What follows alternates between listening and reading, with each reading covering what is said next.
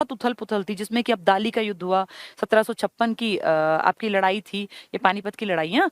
और उसके बाद फिर हमने पढ़ा कैसे क्रांति आई, कैसे आपने 57 की क्रांति में कोशिश की, फिर कैसे कांग्रेस बनी, फिर कैसे अलग अलग शाखाएं। तो ये मध्यकाल से मॉडर्न इंडिया, हरियाणा का क्या रोल था, ये कंप्लीट हो गया।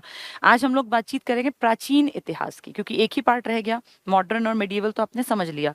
किताब जरूर पढ़ते रहना, वरना बात नहीं बनेगी। हमने मध्यकाल में कई बड़े नाम पढ़े, प्राचीन से उनको भी आज जोड़ के पढ़ेंगे, ठीक है।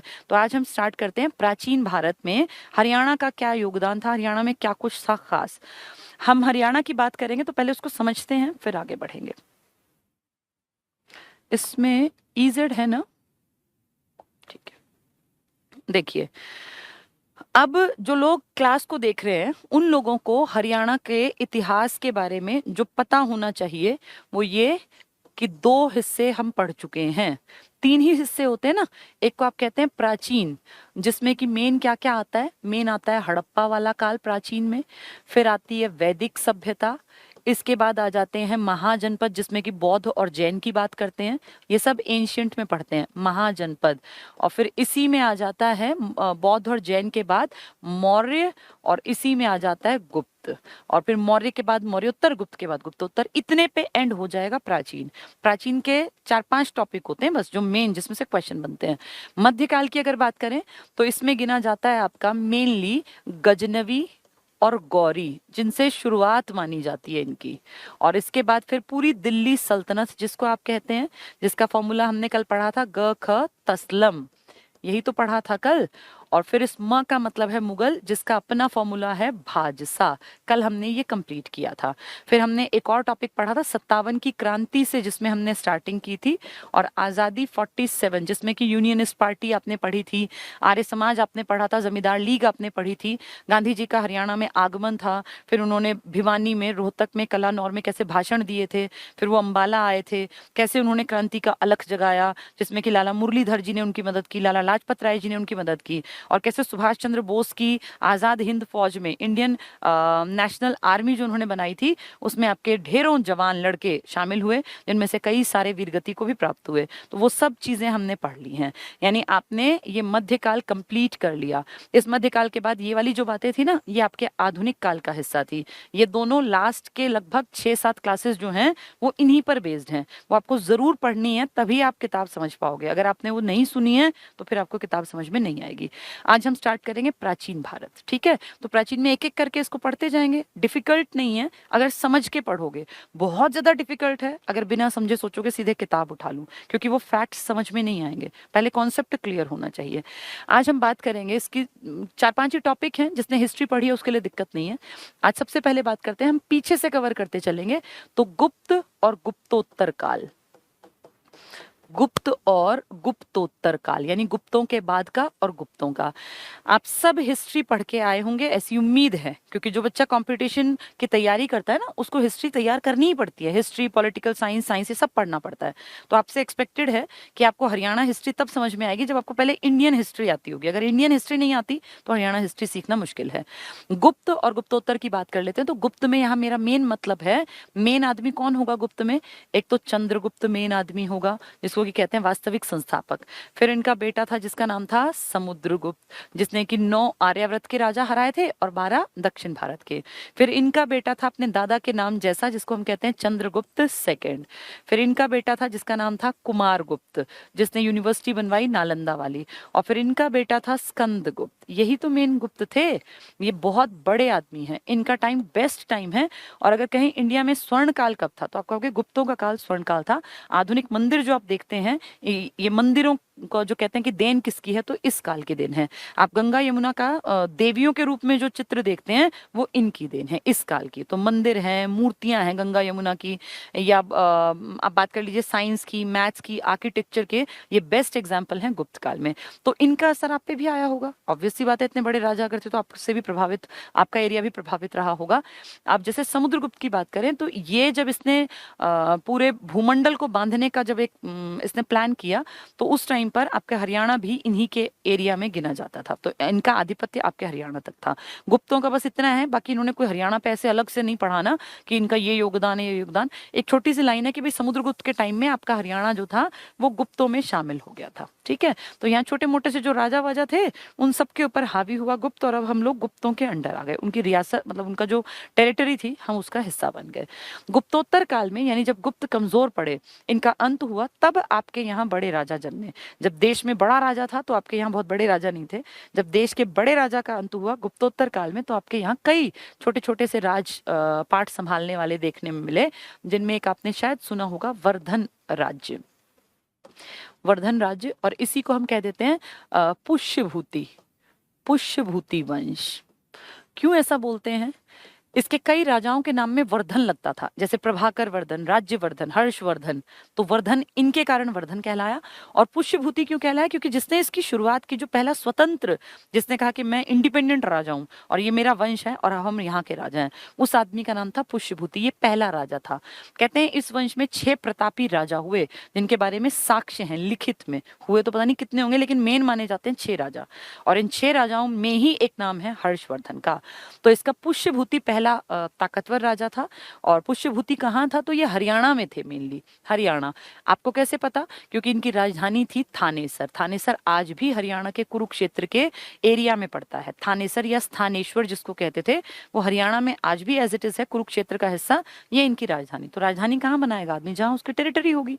इसका मतलब ये हरियाणा से संबंधित है। ठीक है। अब इस वंश में कई प्रतापी राजा हुए, और एक बड़ा राजा इसमें हुआ प्रभाकर वर्धन। प्रभाकर वर्धन कहते हैं ये 4थे नंबर का बड़ा राजा था प्रभाकर वर्धन। बहुत बढ़िया राजपाट चल रहा, सब कुछ ठीक ठाक था भाई, रिच एरिया था, खूब टैक्स आता था, बढ़िया सेना थी इसके पास। इसके 3 बेटा बेटी हुए। इसका एक बड़ा बेटा था जिसका नाम था राज्यवर्धन। ये वर्धन साम्राज्य इसीलिए कहलाता है, इनके नामों में वर्धन था। दूसरे का नाम इसने रखा छोटे बेटे का हर्षवर्धन, और इसने अपनी बेटी का नाम बेटे जैसा नाम रखा राज्यश्री। ये इसकी बेटी थी। इनकी टेरिटरी जो थी, कहाँ के राजा थे ये? थानेसर। यानी आप ये मान लो कि जो आपकी यमुना नदी है ना, इसके आसपास की टेरिटरी इनकी थी। यमुना से इस तरफ का एरिया मेनली इनका था, जिसको आप कहते हैं हरियाणा पंजाब का इलाका। तो वो उस पर इनका प्रॉपर्टी राइट था। ठीक है। अब प्रभाकर वर्धन ने अच्छा खासा राजपाट किया। जब बूढ़ा हुआ, एज्ड हुआ, तो जैसा कि हमारे इंडिया में नियम था कि ज्येष्ठ पुत्र, बड़े बेटे का हक होता है पहले राजपाट पे। ये पुरानी व्यवस्था चली आ रही है। आज भी आप देखें, हमारे पेरेंट्स के टाइम तक बड़े भाई की इज्जत घर में ज्यादा हुआ करती थी। अब धीरे धीरे सब बराबरी पर आ गया, लेकिन मुझे ध्यान है कि हमारे पापा के टाइम तक ताऊ जी की इज्जत एक अलग थी। तो ये आज से नहीं, सदा से हमारी रीत चली आई कि घर में बड़े की इज्जत एक अलग ढंग से मानी जाती है, बशर्ते कि वो उस लायक भी हो। आधे तो लायक ही नहीं होते ना, फिर कैसे इज्जत करें। तो राज्यवर्धन का पहला हक था, पिताजी के गुजरते ही ये राजपाट संभालने बैठ गया। 605 ईस्वी में ये राजा बना, एडी। ठीक है। इन्होंने अपने जीते जी अपनी बेटी की शादी कर दी थी मौखरी वंश के राजा के साथ। मौखरी वंश कहाँ था? यूपी के एक बहुत उपजाऊ इलाके पर, जिसको आप कहते हैं कन्नौज। तो इनकी बेटी जो है ना, उसकी शादी कर दी इन्होंने कन्नौज के राजा से। कन्नौज यूपी में आज भी एक जगह का नाम है कन्नौज। जैसे आपके यहाँ थानेसर है ना, ऐसे कन्नौज आज भी है यूपी में।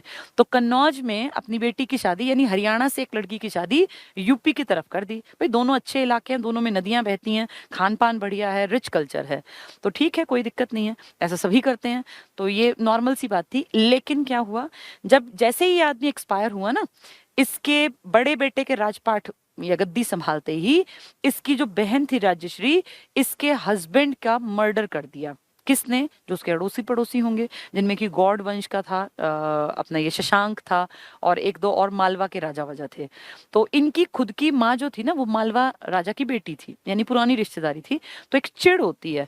अब अगर आपने हिस्ट्री पढ़ी है डिटेल से, तो आपको बहुत अच्छी तरह समझ में आ जाएगा। ये मान लीजिए यहाँ हरियाणा में, ये यूपी में, यहाँ की लड़की की शादी यहाँ की। ये यूपी का कन्नौज बहुत बहुत बढ़िया इलाका है। इस पे हर कोई सोचता है यार मेरा अगर कब्जा हो जाए तो यहाँ से मुझे खूब टैक्स मिलेगा, मतलब रिच एरिया है, खूब बढ़िया खेती होती है। तो इस पे नजर रखता था मालवा वाला भी, बंगाल वाला भी, इस तरह के जो आसपास के रहे, असम भी, इस तरह ये छोटी टेरिटरी के राजा। तो ये इन सबकी नजर में था कि कैसे ना कैसे कन्नौज हमें मिल जाए। तो कन्नौज के राजा का मर्डर कर दिया प्लान करके। किस किसने? मालवा और बंगाल के राजाओं ने मिलके, और उसको बहला फुसला के उसका मर्डर कर दिया।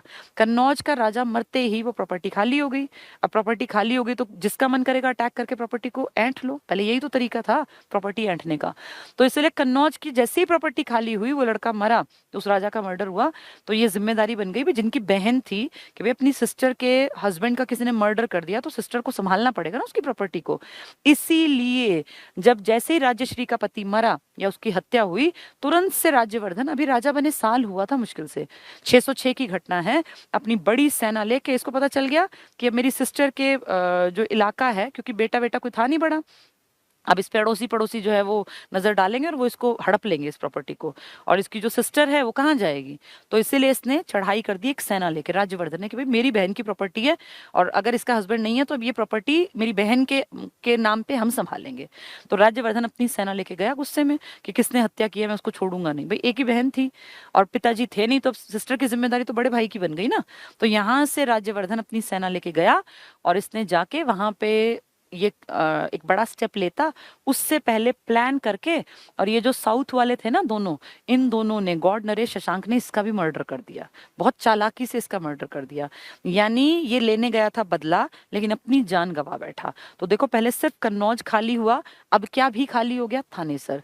तो दो बड़ी प्रॉपर्टी अब खाली हो गई। कन्नौज तो है ही, वहां के तो राजा का मर्डर कर दिया, और जब उसका बदला लेने के लिए थानेसर से राजा चला, क्योंकि वो उसका रिलेटिव भी था, तो उसका भी मर्डर कर दिया। तो सोचो यमुना के पास की दो प्रॉपर्टी खाली हो गई, एक हरियाणा वाली और एक यूपी वाली। तब ये दोनों उपजाऊ इलाके हैं। अब इसमें कन्नौज में तो कोई राजा नहीं था, क्योंकि उसका कोई बड़ा बेटा नहीं था, लेकिन हर्षवर्धन तो जवान था ना, 16 साल का लड़का था। अब 16 साल का लड़का तो राजा बन सकता है। 14 में अकबर राजा नहीं बन गया था क्या? तो 13-14 के बाद तो राजा बनना नॉर्मल बात थी। अब 16 साल के इस लड़के पे अचानक से देखो कितना दुखों का पहाड़ टूटा। एक साल के अंदर जीवन कैसे बदला। या तो पिताजी बैठे थे, बड़ा भाई बिल्कुल फ्री था, या 605 में पिताजी चल बसे, 605 में ही इसके भाई को राजा बना दिया, इसके जीजा का मर्डर कर दिया, और अब इसका भी मर्डर कर दिया। इसे कहते हैं देखो टाइम कैसे बदल सकता है किसी का भी। कहने को राजा थे, क्या शाही ठाठ में रहता होगा ना कि बढ़िया घर में बहन की शादी हो गई, बड़ा भाई मेरे सिर पे बैठा, मेरे पिताजी मेरे सिर पे, कभी चिंता ही नहीं थी। और देखते देखते सब कुछ खत्म हो गया, पिताजी भी गए, बड़ा भाई भी गया, और सिस्टर भी विधवा हो गई। अब ये 16 साल का एक लड़का अपनी सेना लेके गुस्से से भरा कि सब कुछ खत्म कर दिया कुछ लोगों के घटिया चाल ने। क्यों? कन्नौज हड़पना था। ये अपनी ताकतवर सेना को लेके जैसे ये गया था ऐसे ये भी गया। इस लड़के ने बहुत समझदारी से काम लिया, और इसने सब कुछ प्लान करके जिन लोगों ने इनके जीजा को मारा था और इसके भाई का मर्डर किया था, उन सबको साफ कर दिया। और इसकी मदद की थी असम की तरफ से आने वाले राजा ने भी। तो एक ये 16 साल का लड़का, जो काम इसका बड़ा भाई, इसके पिताजी नहीं कर पाए, वो काम इसने किया। और सिर्फ एक छोटी सी प्रॉपर्टी का मालिक बनता अगर पिताजी बैठे होते, तब शायद ऐसे मारकाट ना मचाता। लेकिन अब इसने पूरी टेरिटरी पे अपना कब्जा जमा लिया, और पिता और भाई के मर्डर के बाद इसके अंदर इतनी स्ट्रेंथ आ गई कि सब कुछ मुझे अब अपने अंडर लेना है। और अपने अंडर लेने के लिए थानेसर में अकेला नहीं बैठा रहेगा, ये अपनी राजधानी शिफ्ट करेगा कन्नौज में। और जो इसकी बहन थी ना, वो सती होने के लिए चली गई थी विंध्याचल पहाड़ों में। तो अपनी सिस्टर को भी इसने ढूंढवाया, पकड़ के लाया, और कहा जब तक तेरा भाई, छोटा भाई जिंदा है, तुझे चिंता करने की जरूरत नहीं है, सारी प्रॉपर्टी अब हमारी है, और जो तेरा हिस्सा था वो एज इट इज दे रहा है। लेकिन अब उस पर राजपाट तो बहन तो नहीं कर सकती ना, उस टाइम औरतों को इतना ज्ञान नहीं था। तो इसलिए राजा के रूप में काम किसने किया? खुद हर्षवर्धन ने। तो पहली राजधानी थानेसर थी, दूसरी राजधानी क्या बना दी इसने? कन्नौज। और फिर कन्नौज ही मेन बन गई। इस पूरी टेरिटरी का मालिक अब हर्षवर्धन है, उत्तर भारत का अंतिम हिंदू सम्राट। कल मैं दिल्ली का अंतिम हिंदू सम्राट कह रही थी, वो कौन था? वो था हेमचंद्र विक्रमादित्य। आज मैं कह रही हूँ उत्तर भारत का अंतिम हिंदू सम्राट, क्योंकि इसने नॉर्थ इंडिया के बड़ी बेल्ट पर कब्जा किया। हरियाणा, यूपी, और पूरा ये अपना एमपी वाला इलाका और बंगाल तक का इलाका, पूरी बेल्ट इसकी थी। कितना टैक्स आता होगा, कितना बढ़िया इसका कामकाज था। अब इस बढ़िया कामकाज, बढ़िया टैक्स, बढ़िया सेना के चक्कर में इसकी हिम्मत बढ़ गई, और नर्मदा नदी के तट पर पहुंच गया कि साउथ की तरफ भी चलना चाहिए। क्या पता जैसे यहाँ का राजा हूँ, साउथ वाले भी मुझे एक्सेप्ट कर लें अपना राजा, टैक्स बढ़ जाएगा, बड़ी सेना बन जाएगी। क्योंकि इससे पहले गुप्तों ने तो ऐसे एग्जाम्पल सेट कर रखे थे ना। जैसे ही अपनी सेना लेके कन्नौज से नर्मदा नदी के तट पे पहुंचा, नर्मदा के नीचे एक इलाका था जहां पुलकेशियन द्वितीय राज कर रहा था। पुलकेशियन राजा का नाम है, पुलकेशियन सेकंड, ये राज कर रहा था। और पुलकेशियन द्वितीय चालुक्य राजा था। चालुक्यों की अलग अलग शाखाएं थी। आप लोगों ने हिस्ट्री अगर पढ़ी होगी, जो मैंने पढ़ा रखी है, तो चालुक्य को मैंने डिटेल से समझाया है। इनकी चालुक्यों की राजधानी बादामी थी, वातापी वाले थे, वेंगी वाले, कई चालुक्य थे ये। तो पुलकेशियन द्वितीय चालुक्य राजा था। अब इसको लगा कि यार ये तो ऐसे ऊपर वाला राजा ऐसे आएगा, नीचे सबको भ्रष्ट कर देगा, सब जगह अपना जो है मारकाट मचाएगा, तो इसको रास्ते में ही रोकना चाहिए, अपनी टेरिटरी में नहीं घुसने देना चाहिए। इसीलिए चालुक्य नरेश पुलकेशिन द्वितीय अपनी सेना के साथ पहुंच गया नर्मदा नदी के तट पर, और जैसे ही वो वहां से सेना लेके आया, दोनों में भयंकर युद्ध हुआ। इस युद्ध में पुलकेशिन द्वितीय, जो कि साउथ इंडिया से आया था, एक छोटे से इलाके का राजा, ये जीत गया, और हर्षवर्धन जो उत्तर भारत का प्रतापी सम्राट था, जिसने गौड़ नरेश और ये मालवा और सबको अपने अंडर ले रखा था, ये हार गया। अब इतना बड़ा राजा हारा, छोटा सा राजा जीता, बड़ा राजा इस बात को सबके सामने छिपाएगा, इसीलिए उसने कुछ नहीं बताया किसी को, मतलब लिखवाया नहीं। लेकिन जो छोटा राजा जीता, इसने एक अभिलेख लिखवाया एक चट्टान पर, और इसने मेंशन किया कि कैसे हमारे एरिया पर नजर डाली थी प्रतापी सम्राट, जिसका नाम क्या था, हर्षवर्धन, लेकिन हमने कैसे उसको हरा दिया। तो 634 के आसपास ये युद्ध लड़ा गया, जिसके बारे में उसने नहीं बताया, इसने बताया, साउथ इंडिया वाले ने। और इस तरह से हर्षवर्धन उत्तर भारत तक सीमित रह गया, दक्षिण भारत में इसकी विजय पताका नहीं फहरा पाया। इस टाइम पर, हर्षवर्धन के टाइम पर, एक आदमी घूमने आता है चीन से, जिसका नाम है हुएन सांग। अभी पेपर में, संडे वाले में ये पेपर में आया था, इसको ज्वेन जांग लिख दिया था, ज्वेन जांग। अब ये हुएन सांग और ज्वेन जांग एक ही आदमी है, ह से हर्षवर्धन, ह से हुएन सांग, हुएन सांग ही ज्वेन जांग बन गया। एग्जाम में यही लिखा आया था हिंदी में। तो हुएन सांग जब आया इसके टाइम में, तो किसका राज था यहाँ, हर्षवर्धन का। ये कई लंबे टाइम तक, 10-11 साल तक यहाँ रहा, और इसने फिर हर्षवर्धन के टाइम के बारे में बहुत सारी बातें लिखी। ये हर्षवर्धन के टाइम में आने वाला दूसरा चीनी बड़ा आदमी है। ये पहला आया था बहुत पहले, जो चंद्रगुप्त सेकंड के टाइम में आया था, जिसका नाम था फाहियान। उसने एक किताब लिखी थी फूको की या फोको की। और अब ये आया है हर्षवर्धन के टाइम में, जिसका नाम है हुएन सांग। इसने लिखी सी यू की। तो ये दो किताबें हैं, एक फोको की और एक सी यू की। फ वाली फाहियान ने लिखी है, जो चंद्रगुप्त सेकंड के टाइम में आया था, विक्रमादित्य के टाइम में, जिसका टाइम बेस्ट टाइम था, और अगर कहें तो स्वर्ण काल था। वो गुप्तों की बात कर रहे थे। अब गुप्तों के बाद हर्षवर्धन आया है गुप्तोत्तर में, जिसके टाइम में घूमने आया कौन, ह से हुएन सांग, जिसकी किताब है सी यू की। ठीक है, तो इस तरह से हर्षवर्धन की कहानी है। फिर हर्षवर्धन 606 में राजपाट संभालने बैठा था, और काफी लंबा राज करके 647 में इसकी डेथ हो गई। इसकी डेथ के बाद कोई बहुत प्रतापी राजा उत्तर भारत में देखने को नहीं मिला, और धीरे धीरे करके फिर ये जैसे छोटे राजाओं की बात करें तो हमने कल जो पढ़ा था अपने यहाँ पे, ये था ना अपना, क्या नाम था इसका, अनंगपाल तोमर। और फिर तोमरों ने, अजयपाल ने, जयपाल ने, कई लोगों ने काम किया। और फिर उनके बाद आ गए थे ये अपने चौहान वंश के अरुणोराज, हमने पढ़ा था कल। फिर अपना ये पृथ्वीराज चौहान, और फिर इनके टाइम में अटैक हुआ था गौरी का। तो गजनवी गौरी, दो आदमी आए हैं विदेश से। गजनवी के टाइम में अपने यहाँ पे तोमर राज कर रहे थे, जिन्होंने दिल्ली बसाई थी, ढिल्लिका के नाम से, अनंगपाल तोमर, जिसने फरीदाबाद का अनंगपुर डैम बनाया था, बांध। और फिर दोबारा जब वो लोग बड़े लेवल पर आए, जो गौरी वाले थे, तो उस टाइम आपके यहाँ पे तोमरों को हरा के चौहानों का राज था। ठीक है, ये सब चीजें आपको अब पढ़नी है, पढ़ के ये सब समझ में आ जाएगा। चलिए आगे बढ़ते हैं। अब मैंने आपको हर्षवर्धन ना हिस्ट्री में भी पढ़ाया हुआ है, और हर्षवर्धन की 3 इंपॉर्टेंट किताबें हैं। हर्ष को क्या क्या पसंद था, नाग और रत्न प्रिय थे, तो नागानंद, रत्नावली और प्रियदर्शिका 3 किताबें हैं।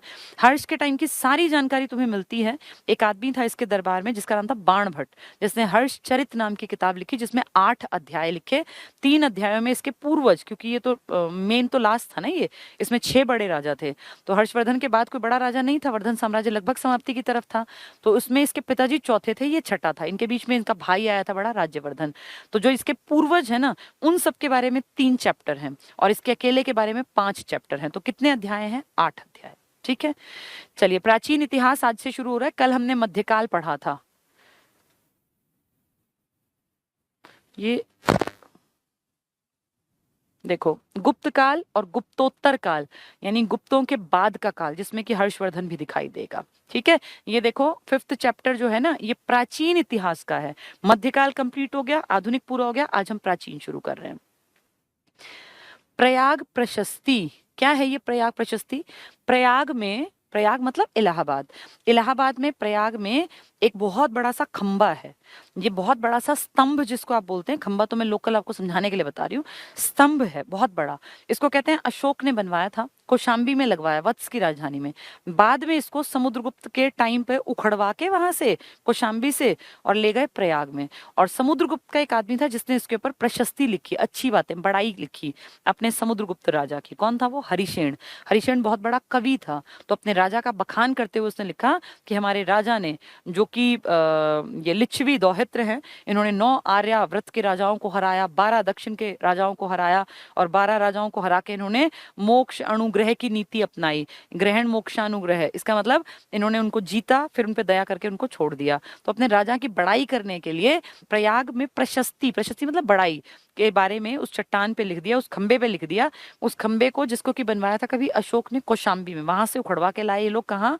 प्रयाग में। और क्योंकि उस पर बड़ाइयां लिखी हैं तो नाम पड़ गया प्रयाग प्रशस्ति। ठीक है, चलिए। प्रयाग प्रशस्ति में प्रमाणित होता है कि गुप्त शासक समुद्रगुप्त ने यौधेय गणराज्य को गुप्त साम्राज्य में शामिल कर लिया। यौधेय कौन है? यौधेय का मतलब समझ लो, आपकी 2 नदियां, आपको नदियों वाला टॉपिक आना चाहिए, एक तो यमुना और एक आपकी ये घग्गर। इन दोनों के बीच के हिस्से में आ जाओ, यानी प्रॉपर ऊपर से नहीं, पंचकुला छोड़ दो, अंबाला छोड़ दो, नीचे की तरफ से कुरुक्षेत्र से स्टार्ट मान लो। कुरुक्षेत्र, करनाल, कैथल वाला पूरा एरिया नीचे तक कवर करते चलो, जिसमें आपका हिसार, सिरसा, फतेहाबाद, रोहतक और ये चरखी, दादरी, भिवानी, ये पूरा नीचे तक का लगभग एंड से थोड़ा सा बस ऊपर तक, ये पूरी बेल्ट कहलाती थी यौधेय। यौधेय जो था इलाका, इसको कहते हैं कि अपने अंडर ले लिया गुप्तों ने। तो यौधेय समझ गए, 2 नदियों के बीच का मेन हिस्सा, जिसको आप कहते हैं बाढ़ का ये अपना जलोढ़ मैदान, वो सारा हिस्सा। तो कह रहे हैं ये, इसमें लिखा है कि गुप्त शासक जो समुद्रगुप्त था, इसने यौधेय गणराज्य को गुप्त साम्राज्य में शामिल कर लिया। भाई ये लिखा है इसने 9 राज्य जो है उनको अपने अंडर लिया, तो उसमें हम भी एक थे, हमारा यौधेय इलाका गया। पुष्यभूति, 6 राजाओं का नाम था ना, जिसमें से पहला पुष्यभूति, वर्धन यही तो है।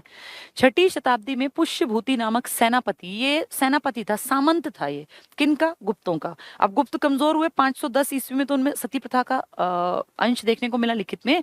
धीरे धीरे गुप्त कमजोर होते गए, तो जो उनके अंडर काम करते थे ना, अफसर अधिकारी टाइप के लोग, सामंत टाइप के, वो अगली पीढ़ी के राजा बन गए। उनमें से एक कौन है? पुष्यभूति। तभी कह रहे हैं 6ठी शताब्दी में, मतलब 500 कुछ में, पुष्यभूति नामक सेनापति ने थानेसर या थानेश्वर में एक स्वतंत्र राज्य की स्थापना की। इतनी हिम्मत क्यों हुई? क्योंकि गुप्त कमजोर हो गए, जो कालांतर में आगे जाकर वर्धन साम्राज्य के नाम से प्रसिद्ध हुआ, क्योंकि बाप बेटों के नाम में वर्धन था। थानेसर में ही कर्ण के किले के अवशेष भी प्राप्त हुए हैं। कर्ण का किला, आधे लोग सोचेंगे कर्ण का किला करनाल में होगा, नहीं, कुरुक्षेत्र में है कर्ण का किला। कर्ण झील है करनाल में, लेकिन कर्ण का किला है कुरुक्षेत्र में। ठीक है, अब देखो उन राजाओं के नाम जो वर्धन साम्राज्य में थे। नरवर्धन, राज्यवर्धन फर्स्ट, आदित्यवर्धन, प्रभाकर वर्धन, चौथा आदमी जिसके 2 बेटे हैं, जिसकी बेटी के हस्बैंड का मर्डर करेगा, कन्नौज के राजा का। राज्यवर्धन बड़ा भाई, 605 का राजा, ये 605 में एक्सपायर, 606 में एक्सपायर। और हर्षवर्धन, छठा बड़ा राजा। ये पुष्यभूति वंश के 6 शासकों के प्रमाण मिले हैं। और भी थे, लेकिन होता भाई लिखित प्रमाण तो इनके, अब जैसे इसमें पुष्यभूति का नाम नहीं आया, ये बहुत सारे थे।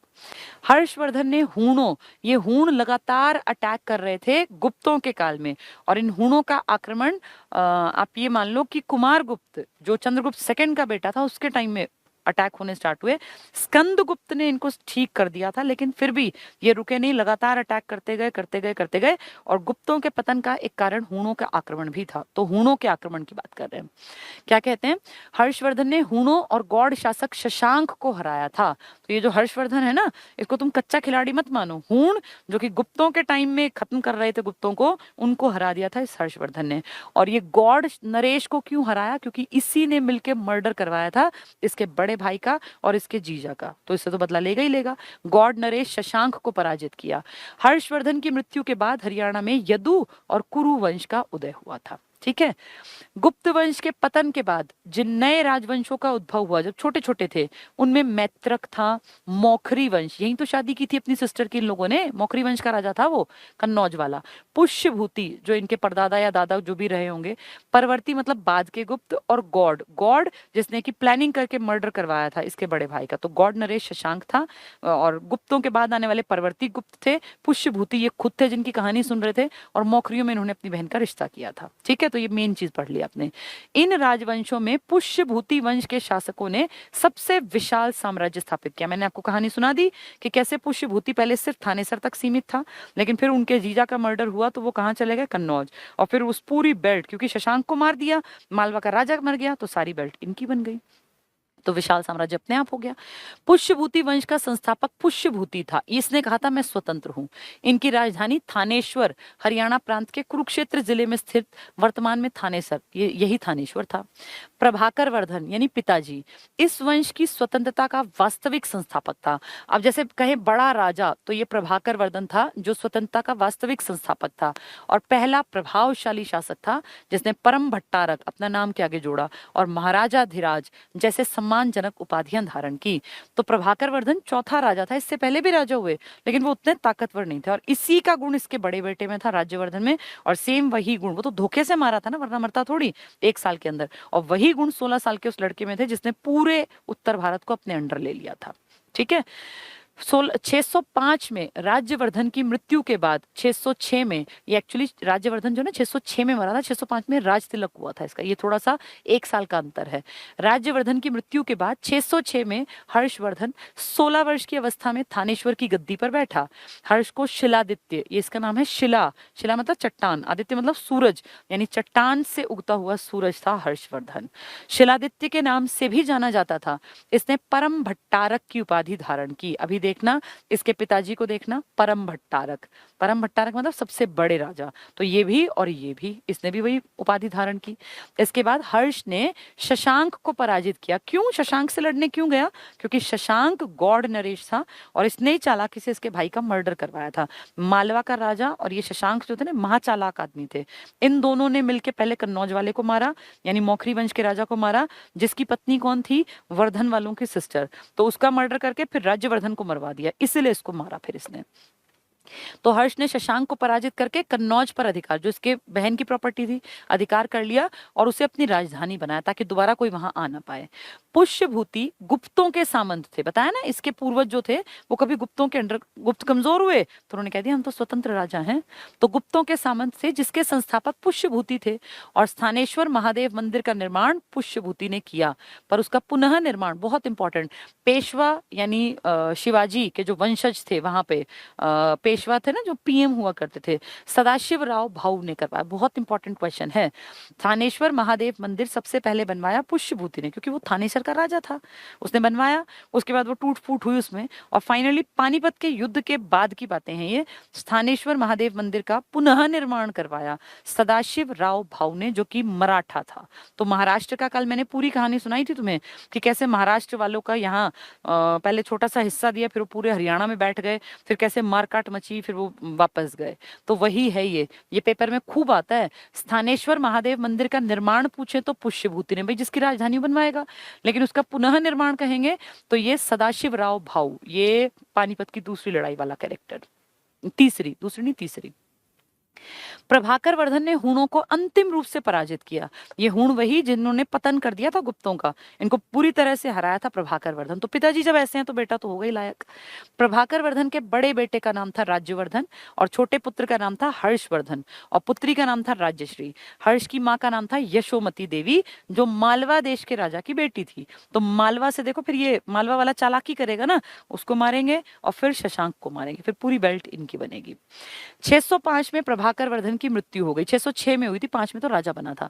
के बाद उसके ज्येष्ठ, अच्छा प्रभाकर वर्धन लिख रहे हैं, ठीक लिख रहे हैं, 605 में ये पिताजी हैं और इनका बेटा कौन बनेगा, राज्यवर्धन।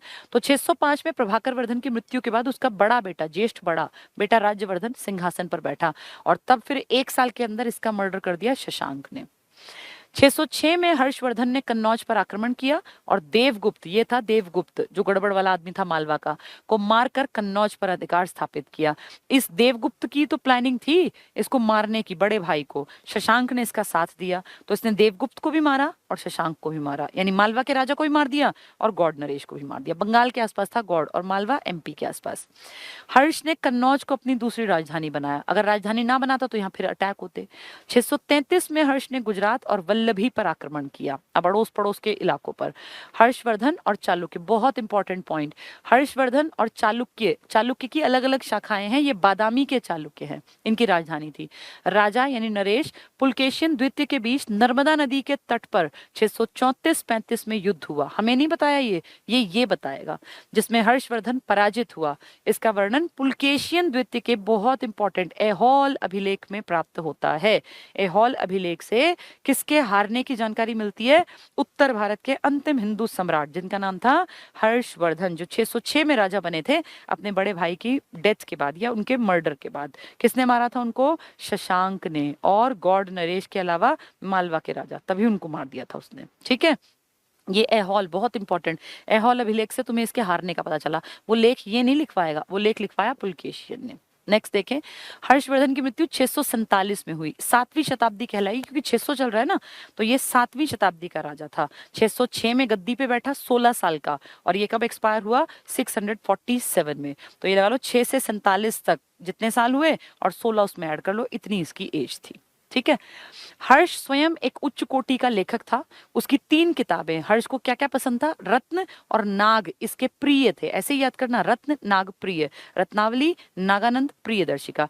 कुछ लोग कहते हैं कि इसने खुद नहीं लिखी थी, किसी से लिखवा के उसको पैसे देके उसकी जबान बंद कर दी और अपना नाम और साइन कर दिया। भगवान जाने क्या सच्ची बात है, लेकिन फिर भी मानते हैं इसने लिखी थी। उनकी 3 पुस्तकें रत्नावली, नागानंद और प्रियदर्शिका, तीनों किताबें किसकी कहलाती हैं? हर्षवर्धन की, कि वो बहुत पढ़ा लिखा ज्ञाता था। हर्ष का दरबारी कवि था बाणभट्ट, बहुत इंपॉर्टेंट। इसने हर्षचरित लिखी, जिसमें 8 चैप्टर हैं, 3 चैप्टर इसके पूर्वजों की जानकारी देते हैं और 5 चैप्टर इसके बारे में बात करते हैं। तो हर्ष के दरबारी कवि बाणभट्ट, एक और था मयूर दिवाकर और ह्वेनसांग। ह्वेनसांग दरबारी कवि नहीं था, वो रहने आया था, और उस टाइम को इस तरह से विदेश से आता था, उसकी बहुत रिस्पेक्ट थी पढ़े लिखे आदमियों की। ह्वेनसांग जिसने लिखी सीयू की। बाणभट्ट ने हर्षचरित, बहुत इंपॉर्टेंट, की रचना थानेसर में रह के, राजधानी में रह के लिखेगा। हर्ष के समय हरियाणा को श्रीकंठ जनपद, वेरी इंपॉर्टेंट, हर्ष के समय हरियाणा का नाम था श्रीकंठ जनपद कहा गया। ये नाम नागवंश के शासक ने दिया था। आपको अगर याद हो तो जब ये गुप्त पनप रहे थे ना मौर्यों के बाद, तो 3 वंश पनपे थे, एक गुप्त, एक नाग और एक और था ये अपना वाकाटक, 3 वंश। तो ये जो गुप्त थे बड़े चालाक थे, इन लोगों ने नाग वालों की बेटी से शादी की तो वो इनके रिश्तेदारी में आ गए, और अपनी बेटी की शादी कर दी वाकाटक के राजा के साथ। तो इन तीनों पे जो ये मेन डेवलपमेंट का टाइम था, गुप्त हावी हो गए थे। तो उसी की बात कर रहे हैं, नाग राजाओं की। ह्वेनसांग हर्ष के दरबार में 630 में आया था। ह्वेनसांग ने अपना यात्रा वृतांत लिखा किताब में सी यू की, जैसे उसकी थी ना फोको की, किसकी? फाहियान की, फ से।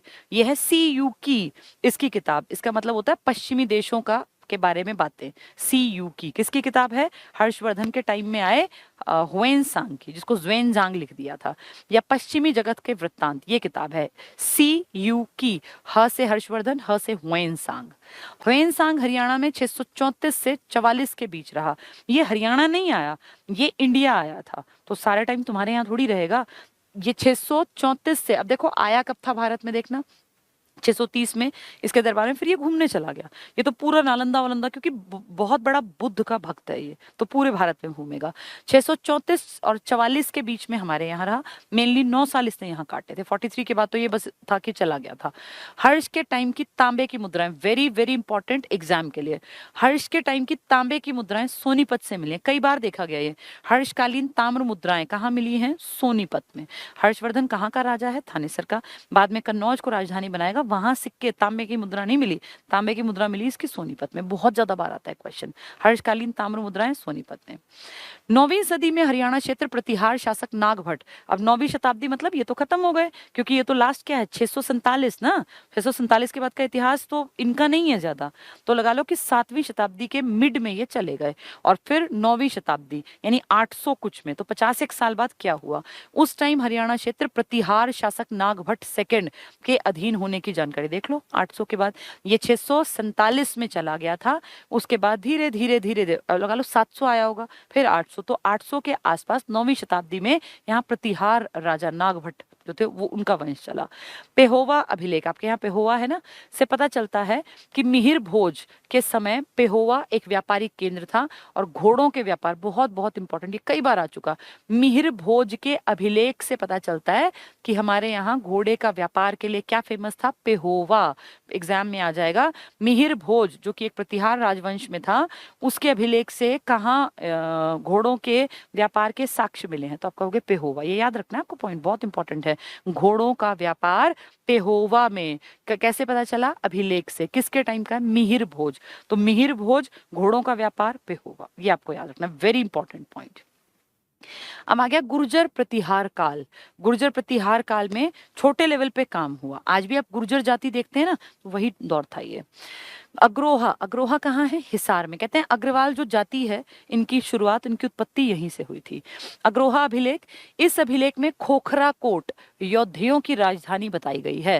मैंने आपको योद्धे बताया, कहाँ से कहाँ, दो नदियों के बीच का इलाका, जिसको आप कहते हैं जलोढ़ मैदान, वो इलाका था योद्धियों का। थोड़ा सा ऊपर का हरियाणा छोड़ दो, पूर्व वाला और उत्तर वाला, और थोड़ा सा दक्षिण का, बाकी सारी मेन बेल्ट योद्धे थी। ठीक है, इनकी राजधानी थी खोखरा कोट।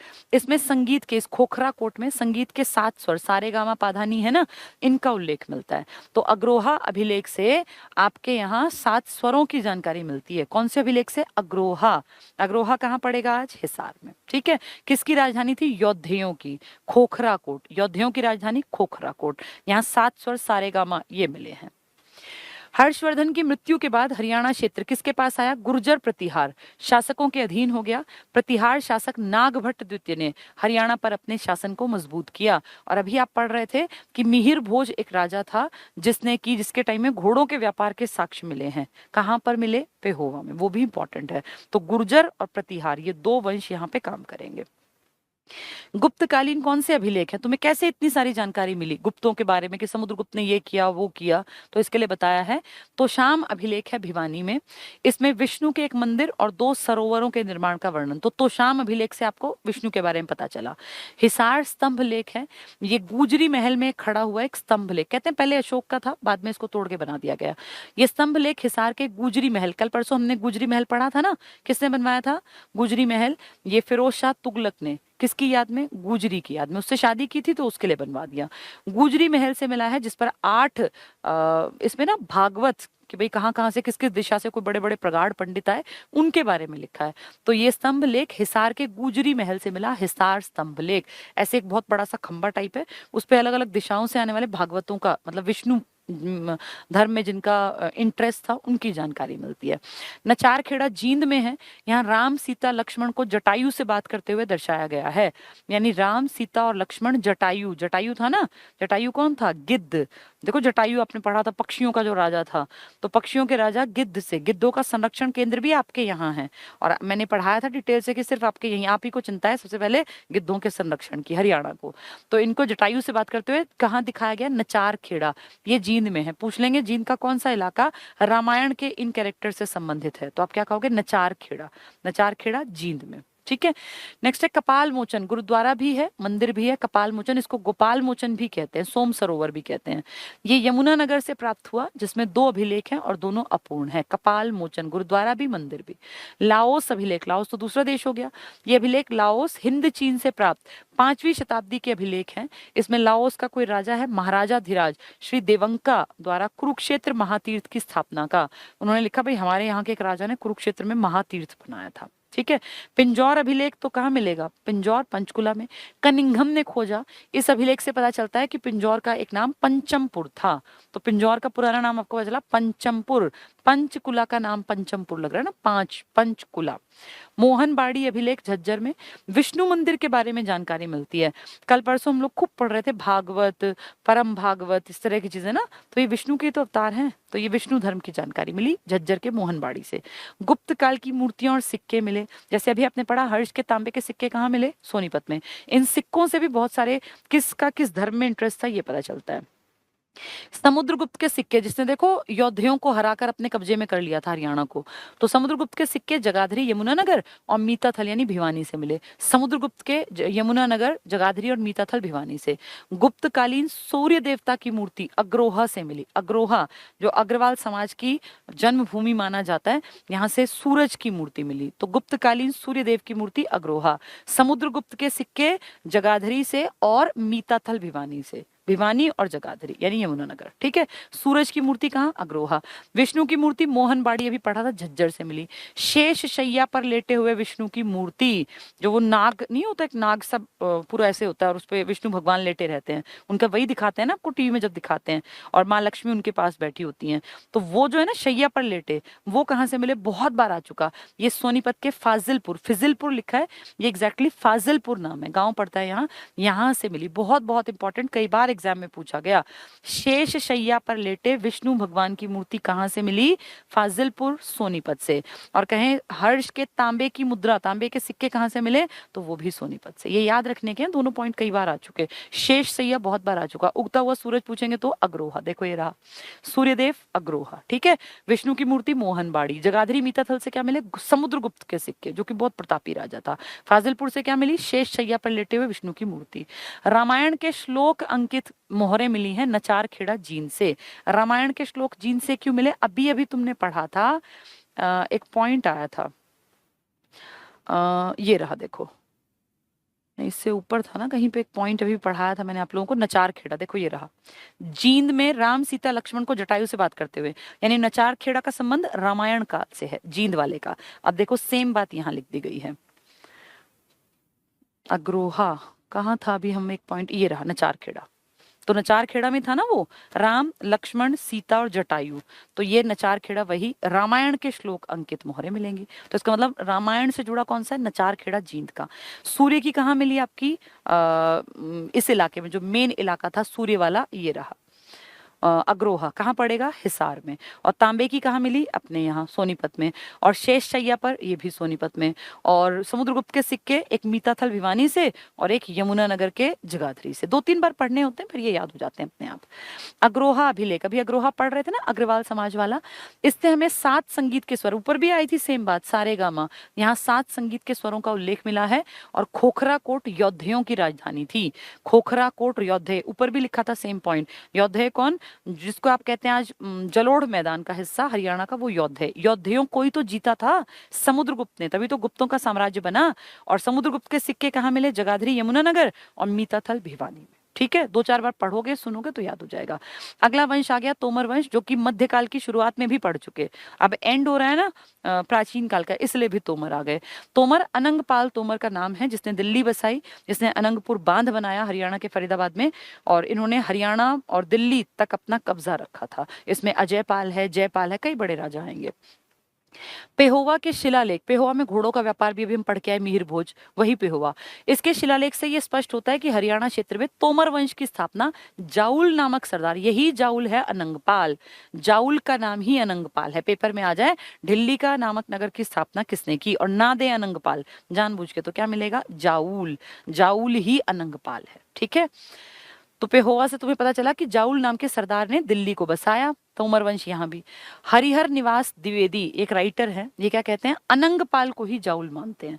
इतिहास की दृष्टि से दिल्ली सहित हरियाणा क्षेत्र में तोमर राज्य के संस्थापक का नाम अनंगपाल तोमर या अनंगपाल प्रथम था। इन्होंने बसाई है दिल्ली भी, और हरियाणा में भी इनका राज चला। महमूद गजनवी, जिसने कि भारत पर 17 बार आक्रमण किए, 1000 से लेके और 1027 तक लगातार हरियाणा में भी आया, और पूरे भारत को इसने लूटा। चाहे वो सोमनाथ का टेम्पल था गुजरात का, या हरियाणा की बात करूं तो चक्र स्वामी की मूर्ति बताई थी ना मैंने कल, कैसे एक भगवान थे आदम कद के, उनके हाथों में चक्र थे, उनको तोड़ दिया इसने, और चक्र स्वामी की मूर्ति तोड़ के अपने वहां ले जाके वहां की मस्जिद की सीढ़ियों में, कोई कहता है मांस तोलने वालों को दे दिया, क्या पता कि जितने मुंह उतनी बातें कि क्या किया, लेकिन इसने हमारा नुकसान किया। और अगर स्पेसिफिक हरियाणा को पूछे तो 2 बार इसने अटैक किया, एक 1009 में स्पेशल हरियाणा में आया, और एक 1014 में आया। 2 बड़े अटैक थे इसके। आता तो बार बार रहा, पर मेन 2 अटैक।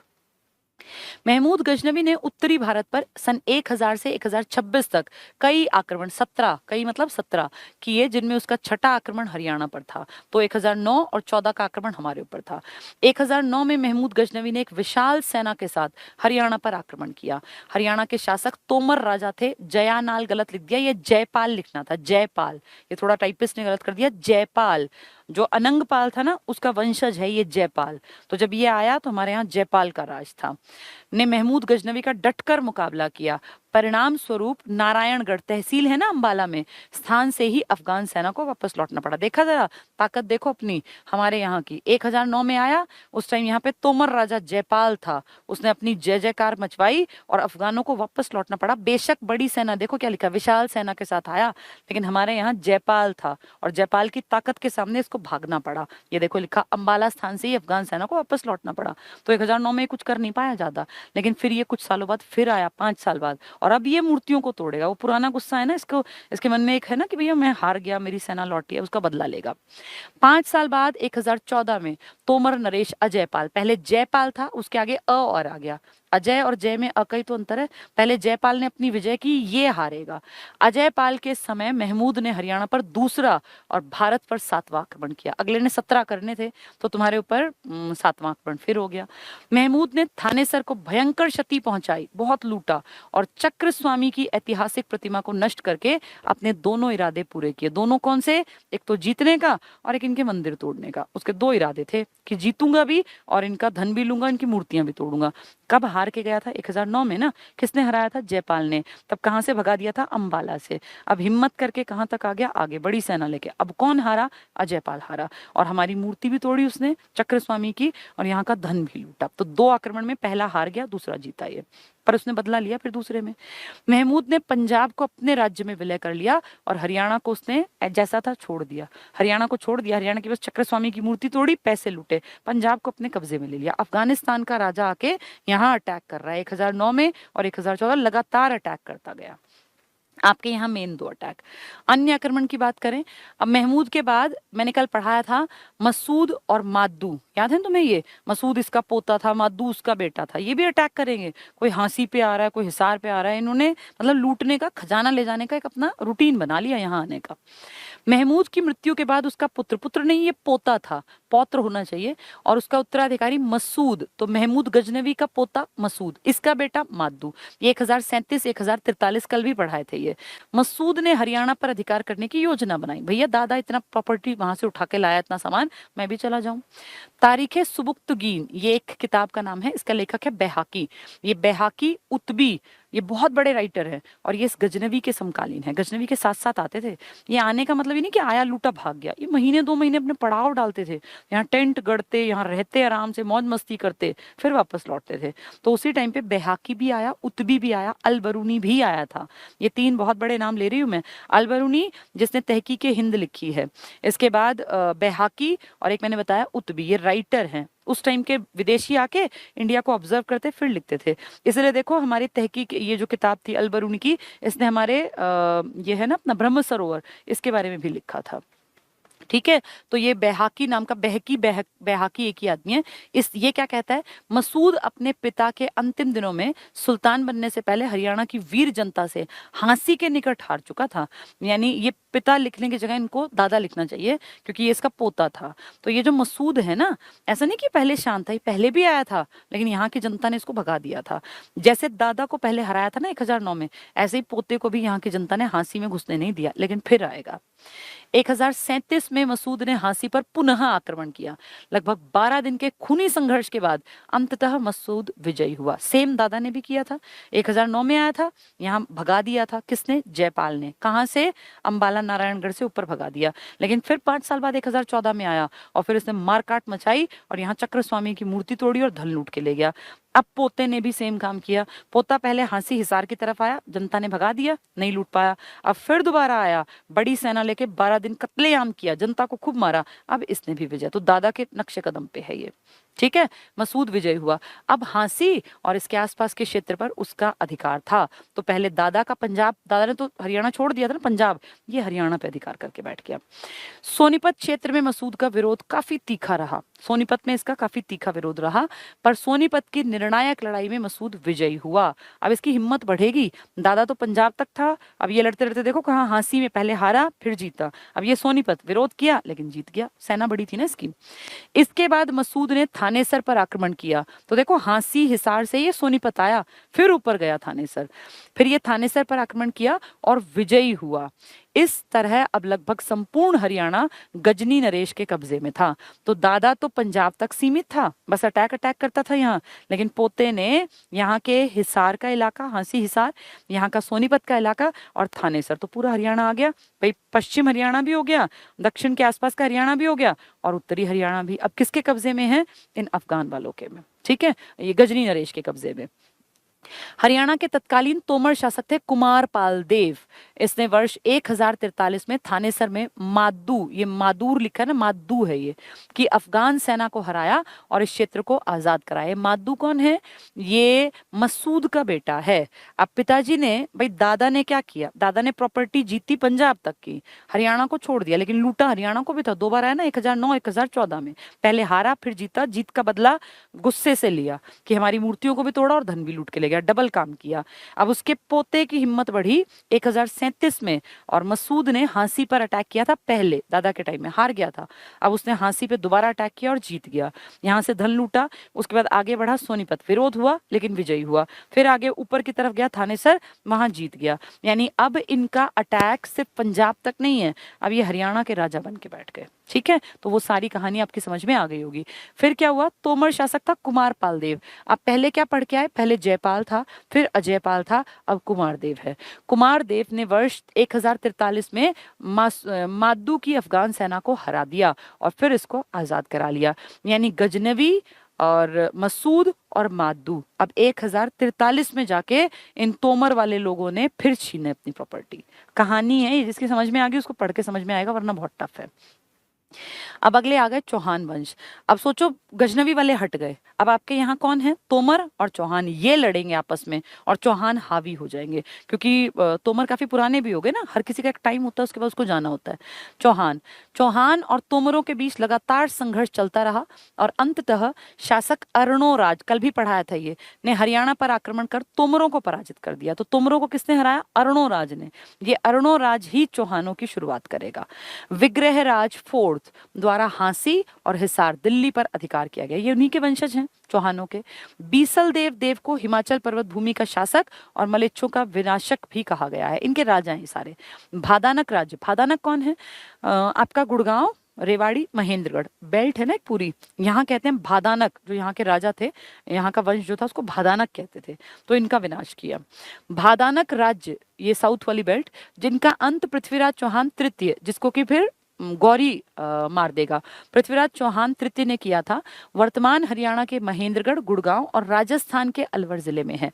भादानक तोमर और चौहानों के समकालीन थे, यानी 3 टक्कर के हो गए, चौहान, तोमर और भादानक। तोमर सबसे पुराने हैं, तोमर देखो पंगे ले चुके हैं गजनवी, उसके पोते और उनसे भी, तो वो थोड़ा धीरे धीरे करके एक चीज का एक टाइम होता है ना, गुप्त भी खत्म हुए, मौर्य भी खत्म हुए, ये भी खत्म होंगे।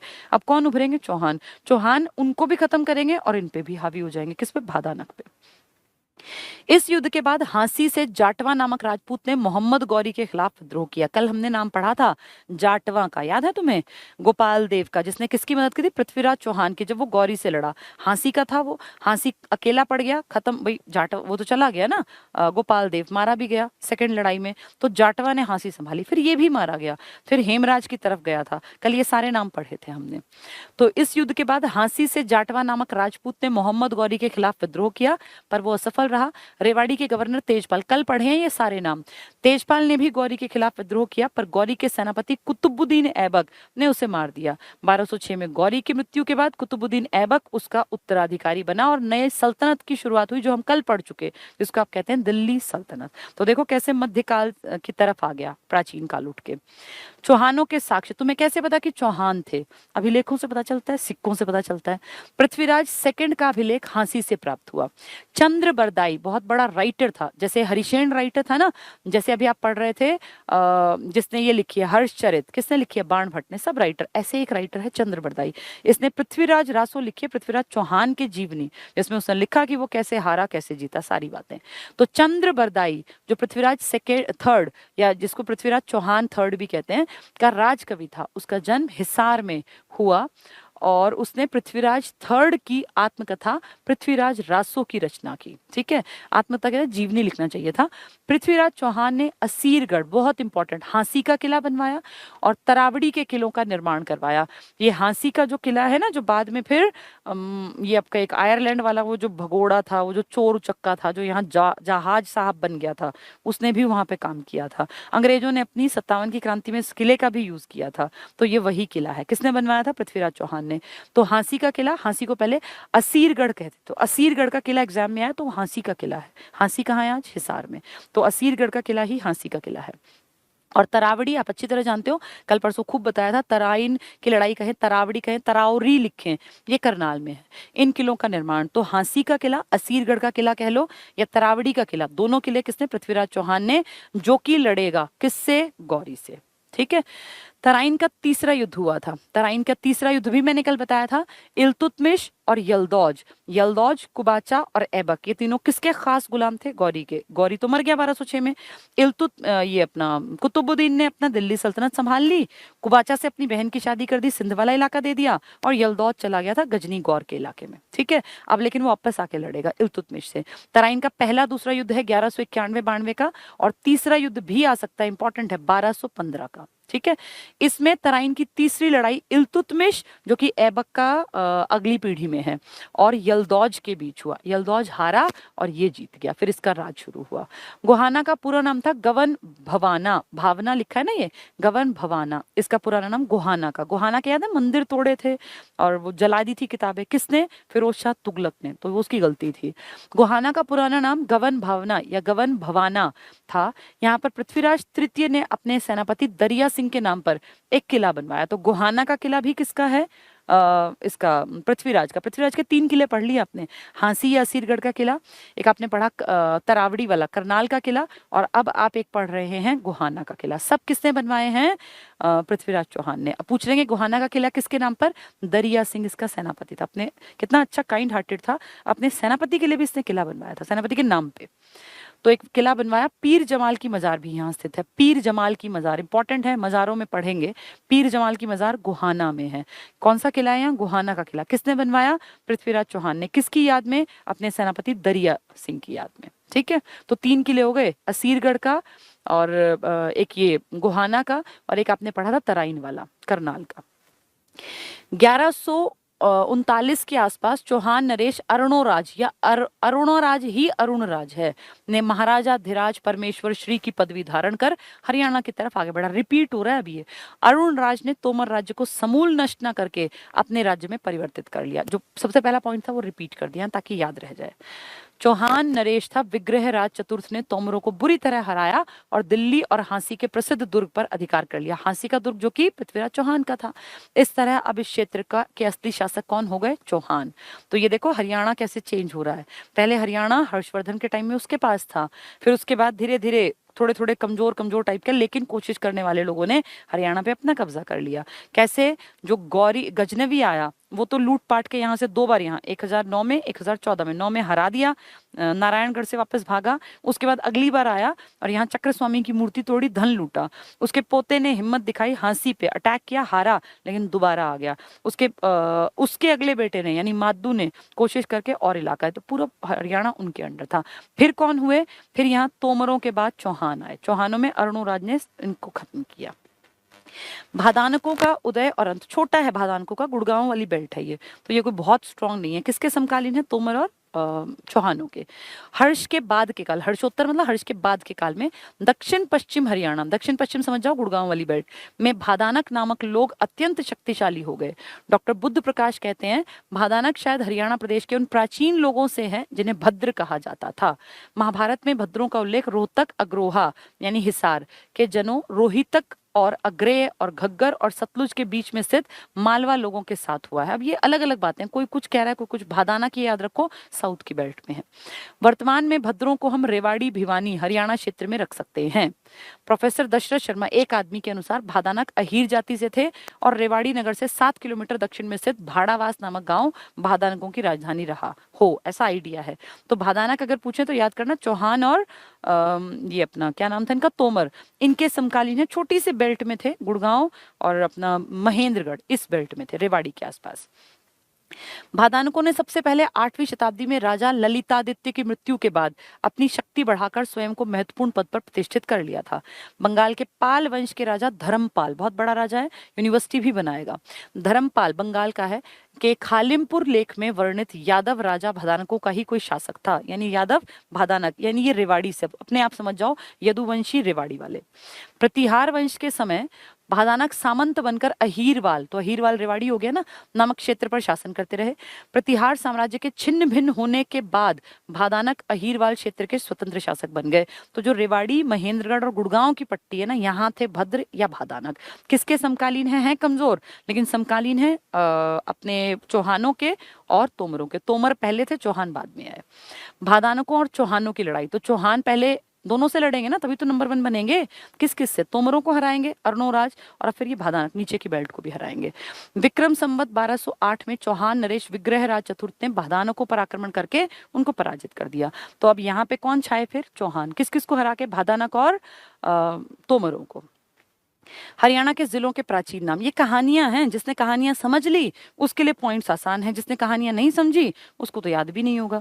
तो आपको 3 चीज समझनी थी, एक भादानकों की बेल्ट कौन सी थी, एक आपके तोमरों ने कब राज किया, तोमरों में कौन बड़े बड़े थे, कौन कौन उनके टाइम में अटैक करने आया, अजय कब था पाल में, और जयपाल कब था, और अनंगपाल कब था, उसका दूसरा नाम क्या था, ये सब चीजें आपको याद रखनी है। ठीक है, फिर 3 किले जो पृथ्वीराज के टाइम पे बने थे, चौहानों के टाइम में। हरियाणा के जिलों के प्राचीन नाम दिए गए हैं, ये बहुत बार आते हैं एग्जाम में। शरीशकम किसका नाम था, शरीशकम सिरसा का नाम था, सिरसा का पुराना नाम था शरीशकम। इकदार किसको बोलते थे, फतेहाबाद को, फतेहाबाद को इकदार कहा जाता था। हिसार ए फिरोजा, ये शहर बसाया था हिसार नाम का। फिरोजा क्यों रखा था, क्योंकि फिरोज शाह तुगलक ने बसाया था। कानौड़ ब्राह्मणों की जाति थी, महेंद्रगढ़ में रहती थी, महेंद्रगढ़ का ही पुराना नाम कानौड़ था। सत्यमेवपुरम, गांधी जी ने कहा था सत्य की ही जय होती है, और सत्यमेवपुरम मेवात के लोगों के लिए बनाया गया था। तो मेवात, मेव जाति के लोगों जो कि इस्लाम धर्म को मानते थे, पाकिस्तान जा रहे थे, तो गांधी ने रोका था। रेवावाड़ी या रेवतवाड़ी बेटी थी। आपको कृष्ण के बड़े भाई का नाम पता होगा ना, बलराम। बलराम जो थे, दाऊ जिनको बोलते थे कृष्ण, तो कृष्ण यादव ही तो थे। तो कृष्ण के बड़े भाई दाऊ जिसको बोलते थे वो, या जिसको हम बलराम कहते हैं, जिसके नाम पे बलरामगढ़ भी है, जिसको जो ये अपना दाऊ थे ना, इनकी पत्नी थी ये रेवतवाड़ी। राजा रेवत की बेटी थी, तो अपनी बेटी का नाम रखा रेवावाड़ी या रेवतवाड़ी, उसके नाम का शहर बसा दिया, उसी को आज आप रेवाड़ी कहते हैं। ठीक है, तो बलराम की पत्नी का नाम था ये। तो रेवावाड़ी रेवाड़ी का पुराना नाम। गुरुग्राम आप अच्छी तरह जानते हो, गुरु को दान दिया था गुरु दक्षिणा के रूप में, तो गुरुग्राम पड़ गया। पहले गुड़गांव था, उस सबसे पहले गुरुग्राम था, फिर गुड़गांव, फिर गुरुग्राम बना। उपलबा या अपबाला, ये पलवल का पुराना नाम है। शोणप्रस्थ आप जानते हैं सोनीपत था। कर्णताल करनाल का नाम था। स्थानीश्वर मंदिर भी था ना थानेसर में, कुरुक्षेत्र में। रोहितास का किला रोहतक में था। पनपथ पानीपत का नाम था। अब्दुल्लापुर यमुनानगर, अब्दुल्लापुर पुराना नाम था, यमुनानगर में एक शहर हुआ था अब्दुल्लापुर। ठीक है, कपिस्थल कैथल, क्यों कपिस्थल, हनुमान की नगरी, हनुमान का जन्म हुआ था, युधिष्ठिर ने बसाया था। और इसको याद करो, इसमें पुराणों में भी इसका जिक्र है, प्राचीन केदार के नाम से। जयंतपुरी किसका नाम था, जींद का, जींद का नाम जयंतपुरी। अन्य नगरों के प्राचीन नाम ये खूब आते हैं एग्जाम में, इनको याद करके जाना चाहिए। कालकूट किसका नाम है, कालका का, कालका कहाँ पड़ेगा, पंचकुला, तो कालकूट कालका का नाम। खड़ियल एलनाबाद का नाम है, एलनाबाद कहाँ पड़ेगा, सिरसा। ये नाम चेंज किया था, एलना उस टाइम में कोई डीसी था जो अफसर रहा होगा अंग्रेजों का। कहते हैं एलनाबाद में बहुत बारिश हुई, पानी भर गया, तो सारे शहर को उठा के ऊपर की तरफ डीसी लेकर गया, और फिर वहां नया शहर बसा दिया जिसको नाम दिया एलना। उसकी पत्नी का नाम था एलना, तो नाम पड़ गया एलनाबाद। पहले नाम क्या था, खड़ियल, अड़ियल जैसा खड़ियल। शरफाबाद, जहां बहुत शरीफ लोग रहते होंगे, ऐसा आइडिया लगा लो, बहादुरगढ़ झज्जर में। अयोहदक किसका नाम था, अग्रोहा का, अयोहदक। महेश किसका नाम था, महम का, महम कहाँ है, रोहतक में, 24 चबूतरा। नवराष्ट्र नारनौल का नाम था, महेंद्रगढ़।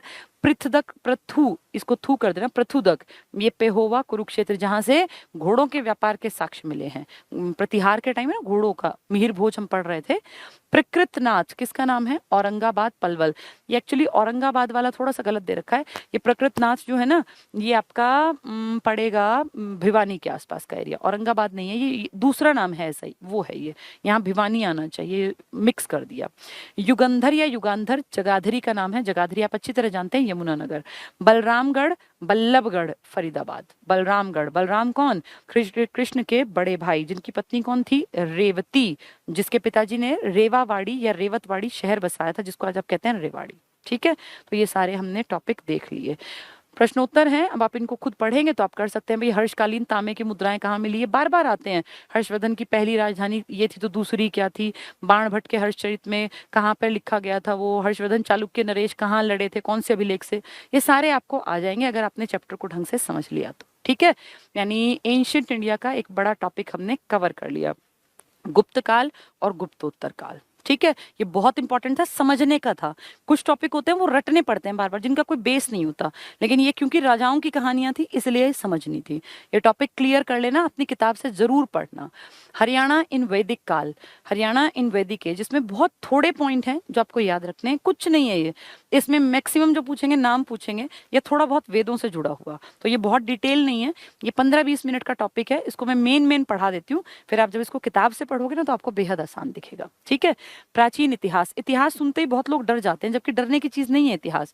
इतिहास को कहानियों की तरह समझो तो बेहद आसान है, ये भी प्राचीन है। हमने मध्यकाल पढ़ लिया, आधुनिक पढ़ लिया, आज हमने प्राचीन का गुप्त और गुप्तोत्तर काल पढ़ लिया। अब ये उससे पुराना काल है, वैदिक काल। वैदिक काल का मतलब क्या? 1500 ईसा पूर्व से 1000 ईसा पूर्व, और 1000 ईसा पूर्व से 600 ईसा पूर्व, यानी कि 1500 से 600 के बीच में जो 1000 साल निकले, 900 साल, इस दौरान आपके इस धरती पर, पावन मिट्टी पर महाभारत का युद्ध लड़ा गया। इस टाइम यहाँ आर्यों का आगमन हुआ, लोहे की खोज हुई, और आपका जो ये इलाका था ना, ये बढ़ के जो पहले सिर्फ सप्त सैंधव तक सीमित था, यानी सरस्वती नदी तक सीमित था, ये आगे बढ़ के यमुना और गंगा तक के मैदानों में फैल गया। इसको आप कहते हैं उत्तर वैदिक काल। तो इस टाइम आपके हरियाणा में क्या हुआ? इस टाइम बहुत ज्यादा जनसंख्या नहीं थी, कोई बहुत बड़े राजा महाराजा नहीं थे, छोटी छोटी बस्तियां टाइप की हुआ करती थी, 10-20-50 घरों से ही गांव बन जाता था। लाइफ बहुत स्टेबल नहीं थी, कोई परमानेंट हाउसिंग सिस्टम नहीं था, कोई लाइफ ऐसी नहीं थी कि स्थायी जिसको कहें, अस्थायी जीवन था। तो हरियाणा आप खुद समझ लो कि कोई बहुत बड़े बड़े राजा वैदिक काल में नहीं हुए यहाँ। ठीक है, इसलिए बहुत छोटा सा चैप्टर है और इसमें कुछ बहुत समझने की बात है ही नहीं, बहुत छोटी छोटी सी बातें आएंगी। पूर्व वैदिक काल या ऋग वैदिक काल, 1500 से 1000 ईसा पूर्व, इस टाइम के इतिहास की जानकारी आपको ऋग्वेद नाम के वेद से मिलती है, इसलिए इसको ऋग वैदिक काल भी कहते हैं। और इस टाइम कोई बहुत प्रतापी राजा नहीं हुआ, छोटे छोटे 20-20, 30-30 लोगों के कबीले नाम के समाज में लोग रहा करते थे। ग्रामीण अर्थव्यवस्था थी, चीजों की अदला बदली थी, कोई बहुत भारी भरकम पैसे, अर्थव्यवस्था, सिक्के, ये सब नहीं था, सादा जीवन था। गाय पालने को सबसे इंपॉर्टेंट मानते थे और गायों के लिए ही जीते और मरते थे, वो टाइम था ये। तो कुछ खास हुआ ही नहीं होगा, क्योंकि जब इंसान ग्रोथ करता है ना, तब उसके साथ इतिहास चलता है। अब यहाँ जब लाइफ ही बहुत अनस्टेबल थी तो ऐसे इतिहास होगा। पुरातात्विक साक्ष्यों के आधार पर ज्ञात होता है, लिखित में नहीं मिला तुम्हें, बस ऐसा आइडिया है कि हरियाणा में यहाँ के आदिवासियों, सीसवाल आपका गांव है हिसार में, सैंधव की बस्तियां और आर्यों की बस्तियां अलग अलग थी। तो सीसवाल की सभ्यता जो पुरानी आपकी हड़प्पा के से भी पहले की कहते हैं, और आर्य हड़प्पा के बाद आर्य आए हैं, हड़प्पा खत्म हुआ ना तब आर्य आए। तो आर्यों की बस्तियां अलग अलग थी। पहले लाइफ थी परमानेंट, कितनी अजीब बात है, पुरानी लाइफ परमानेंट थी। उसके बाद जो आर्य आए, इनकी लाइफ परमानेंट एक जगह पे नहीं थी, ये रोज जगह मतलब महीने 4 महीने में जगह बदल लेते थे, तो अलग अलग लाइफ स्टाइल। यहाँ कुछ बस्तियां ऐसी थी जहाँ दोनों सभ्यताओं के अवशेष भी मिले हैं आपके यहाँ। कुछ लोग सीसवाल के मिले, हड़प्पा के, और कुछ लोग मिले आर्यों के। आर्यों के परमानेंट घर नहीं थे, इसलिए इनके घरों का हमें आइडिया ही नहीं है कि कैसे बनाते होंगे। एक आइडिया बस कि झोपड़ी टाइप बनाते होंगे, लेकिन हड़प्पा वाले तो परमानेंट घर बनाते थे, पक्की ईंट से घर बनाते थे, 4-4 5-5 कमरों के घर बनाते थे, डबल स्टोरी घर बनाते थे। उनके पास प्लान्ड तरीके से शहर बसा होता था, उनकी नालियां पक्की होती थी, उनकी सड़कें भी पक्की मिलती थी कहीं कहीं पर। यानी पहले लाइफस्टाइल अलग था, अच्छा था, उसके बाद लाइफस्टाइल हुआ घूमने टाइप की प्रवृत्ति का, तभी लोगों का जीवन अस्थायी था। ठीक है, मनु वैवत्स के 4 बेटे थे। पुराना प्राचीन इतिहास कहता है भाई 4 लड़के थे। पहले ना लोगों की बड़ी कमी थी, आदमी नहीं मिलते थे, बहुत कम। क्या होता था, पैदा होते मर जाते। एक राजा के 10 बेटे हुए, 10 के 10 मर गए, राजा भी मर गया, खत्म, कोई है ही नहीं। पूरा एरिया ब्लैंक, कोई लिखत पढ़त नहीं थी, कौन कहाँ का राजा है। जो जहां रह रहा है वो वहां का राजा बन गया। ना कोई मार काट थी ज्यादा, लड़ाई भी सिर्फ गायों को लेकर थी। तो ये उस टाइम की बातें हैं जब लोगों की कमी थी, जनता नहीं थी तब। तो कहते हैं 4 बेटे हुए के इक्ष्वाकु, जिसका वंश चलता था, परशु, सुद्युम्न और शर्याति, ये 4 लड़के हुए। तो ये एक आदमी है जिसके 4 लड़के हुए। इसमें 2 पुत्र थे, सुद्युम्न और शर्याति। ये हरियाणा में भी इनका राजपाट था। छोटे छोटे राजा, रे 50-100 लोगों को ही ये राजा वाजा मान लेते थे। सुद्युम्न का कार्य क्षेत्र सरस्वती के ऊपर का क्षेत्र था। तो तुम सोच लो, तुम्हारे यहाँ अंबाला और पंचकुला वाला इलाका, अंबाला कुरुक्षेत्र का क्षेत्र शामिल था। शरियाती के पास राजस्थान की सीमा तक के हरियाणा का, यानी नीचे वाले हरियाणा का शेष भाग था, जिसकी राजधानी शायद, तुम्हें नहीं पता, संभवतः मतलब शायद नारनौल के आसपास थी। ये शायद क्यों कह रहे हैं, क्योंकि इस टाइम का कुछ भी ऐसा लिखित पढ़त में कोई चीज ही नहीं मिली, कोई बड़े राजा नहीं थे, तो कोई ईंटों का इस्तेमाल नहीं किया, झोपड़ी बनाई, वो तो टाइम के साथ खराब हो गई, खत्म हो गई। तो शायद आइडिया लगा रहे हो। सुहोत्र का उत्तराधिकारी उसका बड़ा बेटा था वृहत, हरियाणा के पैतृक राज्य का स्वामी बन गया। उस टाइम पे छोटे छोटे गांव, भैया इसका मैं स्वामी हूँ। कालांतर में भरत वंश में त्रित्सु नामक प्रतापी राजा हुआ, त्रित्सु, और इसके आगे इस वंश को त्रित्सु वंश कहा जाने लगा। तो कोई एक हुआ त्रित्सु, उसके नाम का वंश चल पड़ा। त्रित्सु वंश का प्रतापी राजा था दिवोदास, जिसने इस वंश के यश को बहुत बढ़ाया। बहुत बढ़ाने का मतलब है 2-4 और आसपास के गांव अपनी प्रॉपर्टी में जोड़ लिया, तब इतना ही बहुत बढ़ाना था।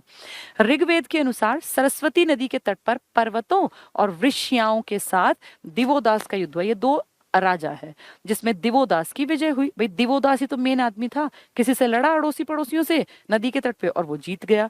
सुदास, सुदास का नाम आपने ऋग्वेद में जरूर सुना होगा अगर आपने हिस्ट्री पढ़ी है।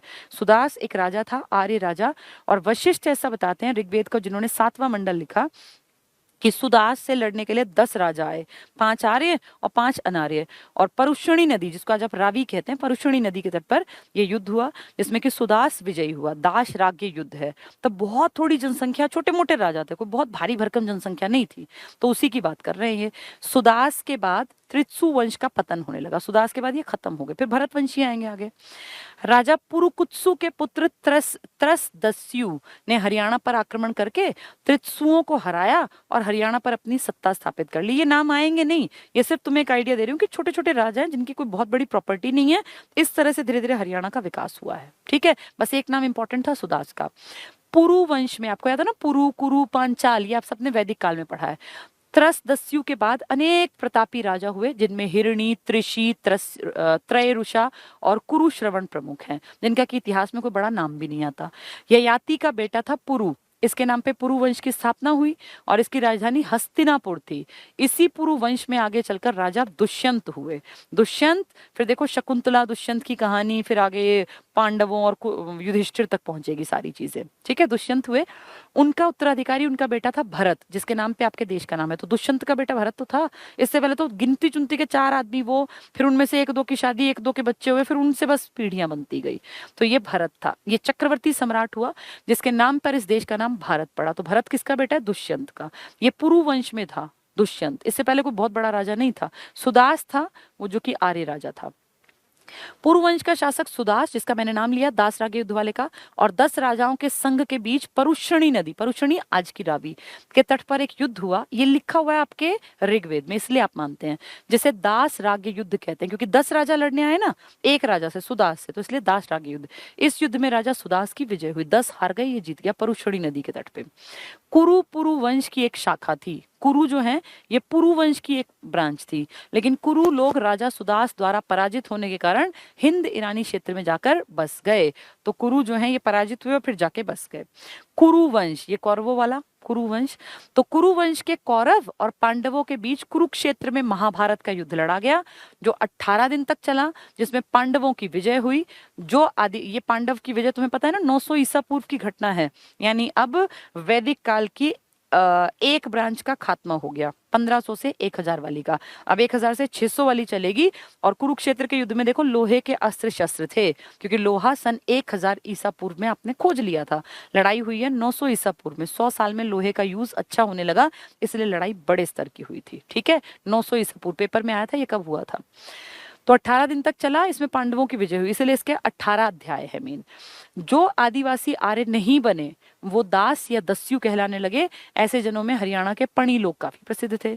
संभवतः शायद इन पणियों का स्थान आधुनिक पानीपत था। तो पणी व्यापारियों को भी कहते हैं, कुछ लोग कहते हैं कि जो आर्य नहीं बने वो पणी बन गए, कुछ लोग कहते हैं कि गाय चुराने वाले भी पणी थे वैदिक काल में। फिर आया उत्तर वैदिक काल 1000 से 600 ईसा पूर्व, यानी लोहे के बाद जब राजपाट बढ़ने लगा, राजा बड़ी प्रॉपर्टी के मालिक बनने लगे, सेना बनाने लग गए, टैक्स लेने लग गए, और प्रॉपर जिसको कहते हैं राजपाट शुरू हुआ वो लोहे के बाद इस टाइम पे शुरू हुआ। राजा कुरु ने कुरु वंश की स्थापना की और इंद्रप्रस्थ को इस वंश की राजधानी बनाया। राजा कुरु ने पांचाल पांचाल अगर आपने हिस्ट्री पढ़ी है तो आपको पता होगा पांचाल भी एक महाजनपद था। पांचालों को परास्त करने के बाद सरस्वती क्षेत्र पर अधिकार कर लिया और इसे कुरु जंगल नाम दिया। कुरु जंगल मतलब कुरुक्षेत्र, तो कुरु जंगल वर्तमान का कुरुक्षेत्र है। शामवर्ण और कुरुओं ने मिलकर पांचालों से युद्ध किया। छोटे से पांचाल हैं, छोटे से कुरु हैं, अब ये लड़ रहे हैं आपस में, और विजय के बाद शामवर्ण की पुनः हरियाणा पर सत्ता स्थापित हुई। शायद शायद शामवर्ण की निसंतान मृत्यु हुई और उसके बाद कुरु हरियाणा के शासक बन गए। तो कुरु और शामवर्ण पांचालों से युद्ध करके जो है इस हिस्से को हड़प लेते हैं। फिर उसके बेटे, उसका कोई बेटा नहीं था तो ये किसके हाथ में आ गया? कुरु लोगों के में। कुरु मतलब यही जो ये आगे अपने वाले कुरुक्षेत्र वाले। विद्वानों का मत है, ऐसा आइडिया है, ये कंफर्मेशन नहीं है, कि ऋग्वेद में वर्णित कुरु श्रवण ही कुरु है, जिसे त्रसदस्यु का वंशज भी कहा गया। जो पुराने वो ययाति और वो सब थे ना, इक्ष्वाकु, तो उस टाइम का। कुरु ने अपने पराक्रम से हरियाणा जैसे छोटे से राज्य को काफी विस्तृत कर लिया, इसलिए इनके राज्य का नाम कुरुक्षेत्र पड़ा। अब इनके होने का प्रमाण नहीं है इन सब का, मतलब ये वस्तुतः संभवतः ऐसा मानते हैं। जैसे हमें कंफर्म है कि हाँ गुप्त काल में ऐसे ऐसे राजा हुए, क्यों? चट्टानों पे लिखवा रखा है, इस युद्ध में ये हुआ, इस युद्ध में ये हुआ, लेकिन इनके ऊपर किताबें एज सच नहीं लिखी गई, ना इन्होंने खुद किताबें लिखी, ना इनके टाइम में कोई ऐसे राइटर थे। इनकी बातें तो बहुत सालों बाद जाके किसी को याद रह गई तो उन्होंने बाद में लिख दिया। तो इसलिए हर जगह शब्द आ रहा है वस्तुतः, कि शायद संभवतः ऐसा हुआ होगा, ये कंफर्मेशन नहीं है, बस आइडिया है कि ऐसा हुआ होगा। फिर कुरु के उत्तराधिकारी कौन बने? महाभारत के प्रसिद्ध युद्ध से पहले राजा शांतनु के समय में गांधार, गांधार तो आप समझ जाओ पाकिस्तान का इलाका, पश्चिमी सीमा, ये जो हमारी उत्तरी पश्चिमी सीमा है पर बसने वाली एक वीर जाति थी, इसने हरियाणा पर आक्रमण किया। गांधार, गांधारी थी ना, गांधार नरेश की जो बेटी थी, तो इसने हरियाणा पर आक्रमण किया। शांतनु, ये सब पुराने छोटे छोटे राजा हैं। शांतनु के बड़े बेटे चित्रांग ने गांधारों की सेना को कुरुक्षेत्र के मैदान में सरस्वती नदी के तट पर रोका और उनसे भीषण युद्ध किया, जिसमें कौरवों की विजय हुई, लेकिन चित्रांग वीरगति को प्राप्त हुआ। कौरव जीत गए, यानी कुरु इलाके वाले जीत गए। गांधारों और कौरवों के बीच हुए युद्ध को कुरुक्षेत्र का पहला युद्ध कहते हैं। गांधार और कौरव ये पहले भी लड़े थे, फिर देखो कौरवों के घर में ही गांधार की लड़की आई थी, गांधारी, तो वही तो इलाका था ये, गांधार और कौरवों के बीच। ये कुरुक्षेत्र का पहला युद्ध था। लगभग इसी समय गंगा यमुना दोआब में पांचालों से भी कौरवों का युद्ध हुआ, जिसमें कौरवों की विजय हुई। तो पांचाल, ये सब तुमने सुना होगा महाभारत में, रामायण में, पांचालों से भी लड़े कौरव, गांधार वालों से भी लड़े कौरव, और फिर वहां से भी उनकी शादी ब्याह हुए और पांचालों में भी इनके शादी ब्याह हुए। शांतनु की मृत्यु के बाद विचित्र वीर ये राजा हुआ, ये राजा का नाम है। इसकी अकाल मृत्यु हो गई। उसकी पत्नी को नियोग से 2 बेटे हुए, धृतराष्ट्र और पांडु।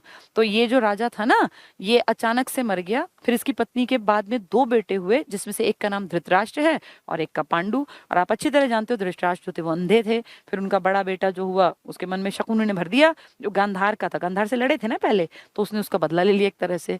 धृतराष्ट्र जन्मांध था, बचपन से अंधा, बड़ा तो था लेकिन अंधा है तो कैसे राज करेगा, इसलिए पांडु ने उसके स्थान पर 10 सालों तक राजकाज संभाला। लेकिन जब उसका बेटा जवान हुआ तो फिर कहा भाई बड़े आदमी का पहला अधिकार ज्येष्ठ पुत्र का होता है, तो इसलिए कहा कि दुर्योधन का हक है। लेकिन फिर युधिष्ठिर ज्यादा लायक था, तो पांडु ने उसकी जगह 10 साल राजकाज किया। धृतराष्ट्र का वयस्क पुत्र था दुर्योधन, जब बड़ा हुआ तो उसे राज्य का भार सौंप दिया गया। दुर्योधन के शासन काल में ही महाभारत का प्रसिद्ध युद्ध हुआ। तो ये दुर्योधन के टाइम पर ही प्रसिद्ध युद्ध 900 ईसा पूर्व में हुआ, जब लोहे की खोज हो चुकी थी। ठीक है। साहित्य और संस्कृति का विकास, शायद उत्तर वैदिक काल में ही थानेसर में देश का प्रसिद्ध विद्यालय, शायद, पक्का नहीं पता, शायद विकसित हुआ। आर्यों की भाषा क्या थी? संस्कृत थी। आर्यों का समाज पितृ प्रधान था, तभी तो देखो आप जहां भी नाम आया तो राजाओं का आया, कभी राजाओं की बेटियों ने राज नहीं किया, राजाओं के बेटों ने हमेशा याद किया। तो कैसा समाज था? पितृ प्रधान समाज था। समाज की सबसे छोटी इकाई परिवार था या कुल था, जिसका मुखिया पिता होता था, जिसे कुलप कहा जाता था। स्त्रियां शिक्षा ग्रहण करती थी। ऋग्वेद में लोपा मुद्रा, घोषा, सिक्ता, अपाला, विश्ववारा, ये विदुषी स्त्रियों का वर्णन है। लड़कियां पढ़ती भी थी, ऐसा नहीं कि लड़कियां पिछड़ी हुई थी, पढ़ती थी, लड़कियों को बराबरी का हक था। लेकिन अगर राजाओं की बात करें तो उनके अगले वंशज हमेशा बेटे बनते थे। ठीक है। आर्यों का मुख्य व्यवसाय था पशुपालन और कृषि। पहले पशुपालन था 1000 ईसा पूर्व तक, लेकिन जैसे ही लोहा खोज लिया तो पशुपालन बन गया सेकेंडरी काम धंधा और मेन काम धंधा बन गई खेती।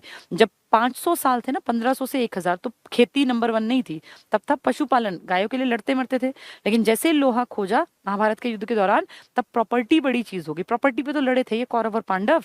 ठीक है। आर्यों के प्रिय पशु था घोड़ा और सबसे प्रिय देवता थे इंद्र, इसलिए इंद्र के लिए ही सारे मंत्र उच्चारण वो सब थे। 250 बार इंद्र का नाम आया ऋग्वेद में। आर्यों द्वारा खोजी गई धातु लोहा, जो मैं बहुत देर से बात कर रही हूँ, लोहा 1000 ईसा पूर्व में मिला था, जिसे श्याम अयस, श्याम मतलब काला, श्याम अयस लोहे का नाम था। तांबे को लोहित अयस कहा जाता था, जिसमें लो आएगा वो लोहा नहीं थी, ये याद रखना। लोहे का नाम था श्याम अयस, और जिसको लोहित कहा जाता था वो लोहा नहीं, वो क्या था? वो तांबा था। तांबा तो इनके पास पहले से था, तो तांबे के बाद इन्होंने लोहा खोजा। तांबे का नाम क्या था? लोहित अयस, और उसका नाम था श्याम अयस। व्यापार के लिए दूर दूर तक जाने वाले व्यक्ति को पणी, तो व्यापारी थे, पणी व्यापार के लिए जाते थे। लेन देन में वस्तु विनिमय की प्रणाली प्रचलित थी। ऋण देकर ब्याज लेने वाले व्यक्ति को बेकनाट, ये वेकनाट बेकनाट सूदखोर कहा जाता था, और इनको अच्छा नहीं मानते थे। जो ऋण देकर चीजें, मतलब ज्यादा पैसे लेता था बदले में कुछ भी सामान, तो वो बेकनाट थे।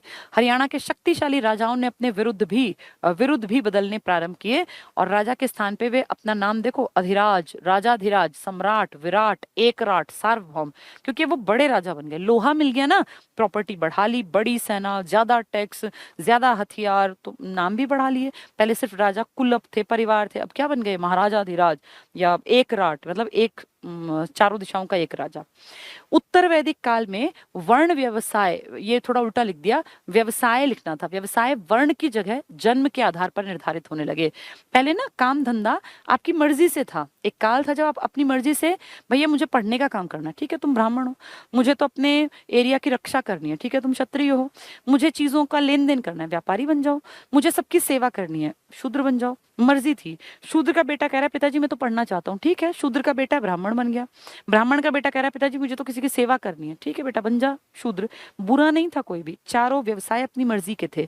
शूद्र का बेटा ब्राह्मण, ब्राह्मण का बेटा शूद्र, वैश्य, कुछ भी बन सकता था। लेकिन अब जब प्रॉपर्टी बढ़ गई ना, तो मन में लोभ आ गया। राजा ने कहा मेरा बेटा ही राजा बनेगा, ब्राह्मण ने कहा मेरा बेटा ही पढ़ेगा, वैश्य ने कहा मेरा ही व्यापार करेगा। फंस गया शूद्र। उसने कभी नहीं चाहा कि मेरा बेटा मेरा काम ही करता रहे जबरदस्ती। भाई मैं कर रहा हूँ इच्छा से, मेरा बेटा क्यों करेगा? उसका मन करेगा करेगा। लेकिन अब ब्राह्मणों ने कहा हमारे यहाँ एंट्री नहीं भैया, सिर्फ हमारे बच्चे पढ़ेंगे, श्लोक लोक सिर्फ हमारे बच्चे सीखेंगे। राजाओं ने कहा तू कहाँ से आएगा? राज सिर्फ मेरा बेटा करेगा, मेरी प्रॉपर्टी मैं उसको दूंगा। वैश्यों ने कहा तू क्यों व्यापार करेगा? व्यापार मेरा बेटा करेगा। तो सबसे बुरी अवस्था किसकी हुई? शूद्रों की। वही है देखो ये।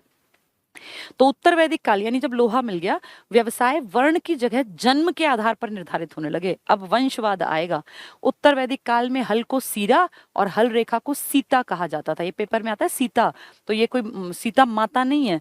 हल रेखा जो जोत देते ना खेत, उसको सीता कहा जाता था। उत्तर वैदिक काल में निष्क, ये सिक्के थे, और शतमान मुद्रा की इकाई, पेपर में आएगा निष्क। निष्क को सोने का ढेर भी कहते हैं। लेकिन इस काल में किसी खास वजन और आकृति के सिक्कों का चलन का कोई प्रमाण नहीं है। ऐसा नहीं जैसे अभी आपने पढ़ा तांबे के सिक्के 600 वाले हर्षवर्धन वाले, तो कहाँ मिले? हमारे सोनीपत में। इस टाइम बहुत कोई ऐसे सिक्के नहीं मिले। निष्क ऐसा आइडिया है कि सोने के ढेर में चीजों का लेन देन होता होगा, जो बड़ी चीजें थी, तो हमने नाम शतमान और निष्क, ये इकाई थी पैसों की। लेकिन बहुत ज्यादा सिक्का आपको कुछ नहीं मिला। महाभारत युद्ध के बाद क्या हुआ? महाभारत युद्ध के बाद आप अच्छी तरह जानते हैं, युधिष्ठिर जो है अपने 5 भाइयों को लेकर कहते हैं भैया स्वर्ग की यात्रा पे चले गए, जींद में रहे, पांडु पिंडारा में उन्होंने 12 साल सोमवती अमावस्या की तपस्या की। तो महाभारत युद्ध के बाद युधिष्ठिर, अब इनके बेटे मार दिए थे ना सारे युद्ध में, तुम्हें याद होगा, 5 पांडवों के 5 बेटे सोए हुए थे, तो रात में मार दिए, इनका कोई वंशज नहीं बचा। लेकिन इनका एक बेटा था जो देखो वो इसमें फंस गया था चक्रव्यूह में, क्या नाम था? अभिमन्यु।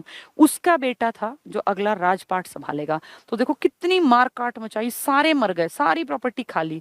और फिर युधिष्ठिर के छोटे भाई अर्जुन का पोता जो है ना वो राजपाट, और फिर धीरे धीरे इनका सब कुछ समाप्त हो गया। तो इतनी मारकाट मचाई कि बचे ही नहीं राजपाट करने के लिए।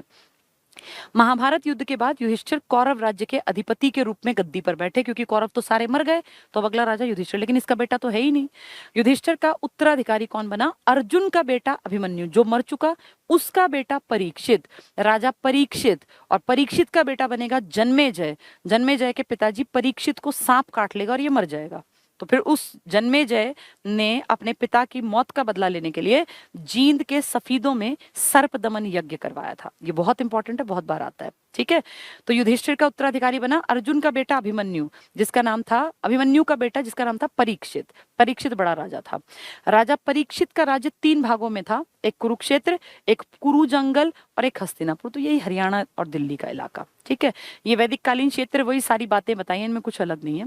वैदिक काल के कुछ महत्वपूर्ण तथ्य देखें। वेदों को पढ़ने के लिए ब्राह्मण ग्रंथ, वेद बहुत टफ थे, टफ संस्कृत थी, तो ब्राह्मण ग्रंथ बना दिया, हर एक वेद के 2-2 ग्रंथ लिख दिए, उसमें उसको आसान भाषा में समझा दिया, ठीक है। जैसे ऋग्वेद है, यजुर्वेद है, सामवेद है, अथर्ववेद है। ऋग्वेद धर्म का ज्ञान है, इसमें ऋचाएं हैं, प्रेयर्स हैं। यजुर्वेद में यज्ञ की विधि है, कर्मकांड, ओम स्वाहा, ये ओम भूर्भुवः स्वः तो इसमें है, स्वाहा ये शब्द है। सामवेद में संगीत पर आधारित सारे गामा पा टाइप की चीजें हैं। अथर्ववेद में साइंस भी है, मेडिसिन भी है, टोना टोटका भी है। सबसे ज्यादा यूजफुल वेद है अथर्ववेद। लेकिन ब्रह्मवेद कौन सा है? ऋग्वेद। गुरु के पास बैठकर मिलने वाला ज्ञान उपनिषद में लिखा गया। उप मतलब पास, निषद मतलब बैठना। गुरु के पास बैठ के गुरु के चरणों में, और जो ज्ञान हासिल किया गुरु के पास बैठ के, वो किताबों में लिखा, 108 किताबों में, उसे आप कहते हैं उपनिषद। 10 उपनिषदों पर टीका टिप्पणी लिखी है आदि गुरु शंकराचार्य ने। बहुत इंपॉर्टेंट पॉइंट, मुंडकोपनिषद, उपनिषद 108 है, उसमें से एक का नाम है मुंडको। मुंडक मत टिक कर देना, जैसे मांडुक्य देंगे, मुंडक कर सकते हो, मुंडक उपनिषद अलग अलग लिख देंगे, मांडुक्य मत टिक करना। मुंडकोपनिषद में सत्यमेव जयते ये लिखा हुआ है, पेपर में बहुत बार आता है। भारत का ये हर जगह लिखा है ना, जहां आपने देखा होगा नेशनल एम्बलम का सिंबल है सत्यमेव जयते।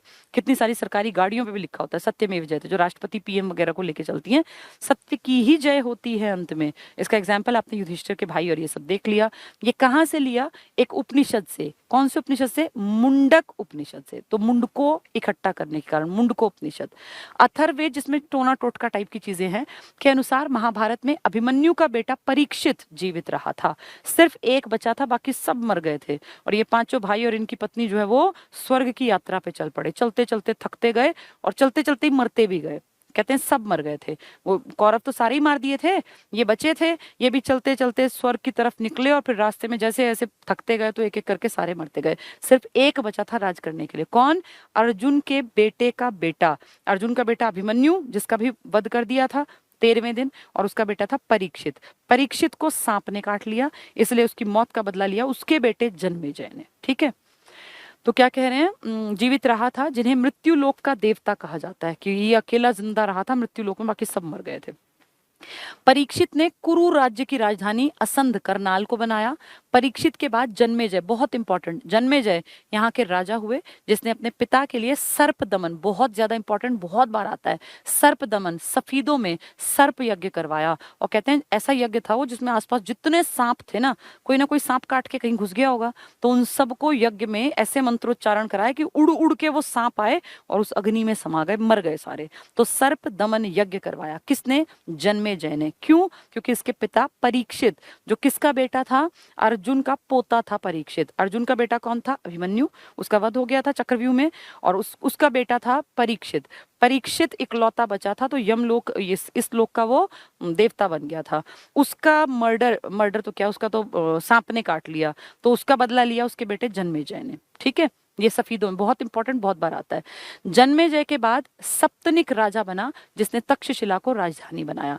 तो अब धीरे धीरे खत्म हो जाएंगे बस ये। हरियाणा में वैदिक कालीन शासित थानेसर में राजा कर्ण का किला जो बचा है अभी भी जो दिखता है, सुध यमुनानगर, दौलतपुर, कुरुक्षेत्र आदि मिले, बहुत छोटे इलाके हैं।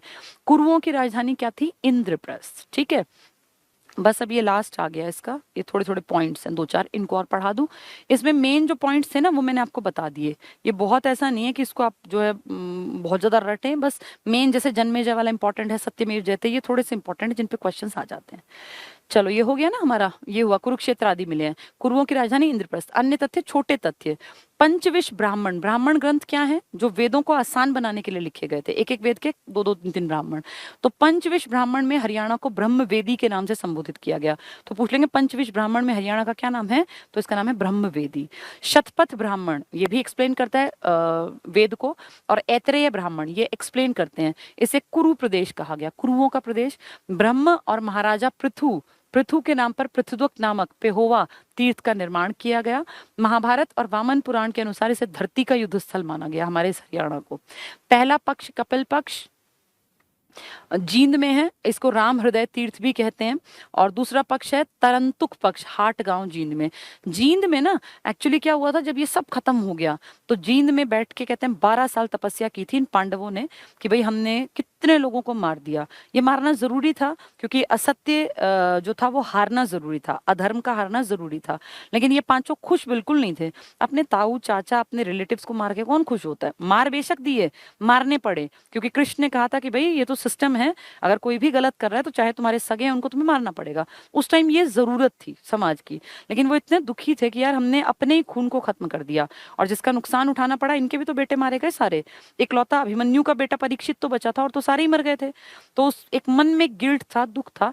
12 साल बैठे रहे। सोमवती अमावस्या आई, जितने लोगों का खात्मा करना पड़ा सबका इन्होंने पिंड दान किया, वहां हाथ जोड़े अमावस्या के दिन और उनका पिंड दान करके फिर ये चल पड़े थे स्वर्ग के रास्ते। तो सब कुछ खत्म हो गया था, उसके बाद कोई नहीं बचा, तब ये छोटे मोटे राजा फिर बचे थे। ठीक है, तो ये दोनों पक्ष। दृष्टवती नदी, दृष्टवती आपकी प्राचीन नदी, अब कोई कहता है चेतांग का नाम है, कोई कहता है शायद पुरानी साहिबी है, कोई कहता है शायद ये घग्गर के आसपास थी। दृष्टवती नदी के किनारे महाभारत और वामन पुराण में बताए गए हैं। सरस्वती नदी के अनुसार 2 अन्य पक्ष हैं। पहला पक्ष अरंतुकपिली कुरुक्षेत्र, इसे बहर पक्ष, ये कोई इंपॉर्टेंट नहीं है, युधिष्ठिर ने इसका संचालन किया था। मतलब ये सब वो बातें हैं कि भाई ये क्या सिस्टम से काम कर रहे थे। महाभारत के नकल को नकुल कर लेना, नकुल, महाभारत में नकुल था ना कैरेक्टर, नकुल दिग्विजयम एक किताब है में रोहतक का वर्णन है। तो आपका जो रोहतक है ना, कहते हैं बहुत सुंदर शहर था, पता नहीं कितने योजन लंबा चौड़ा, इसकी लंबाई चौड़ाई और बिल्कुल हरा भरा, ये लिखा हुआ है नकुल दिग्विजयम नाम की किताब में। तो पूछेंगे नकुल दिग्विजयम में हरियाणा के किस इलाके का वर्णन है, तो रोहतक का, बहुत हरा भरा धन धान्य से परिपूर्ण क्षेत्र लिखा गया। तो नकुल दिग्विजयम में रोहतक का वर्णन है। इसके अनुसार नकुल ने, नकुल जो 5 पांडवों में था, रोहितिका, रोहतक और सिरसा में एक अभियान का आयोजन किया था। तो यहां से ये निकला था, तो इसने इसका वर्णन किया, नकुल दिग्विजयम उसी पर बेस्ड है। महाभारत काल में हरियाणा को बहुधान्यक, बहुत इंपॉर्टेंट,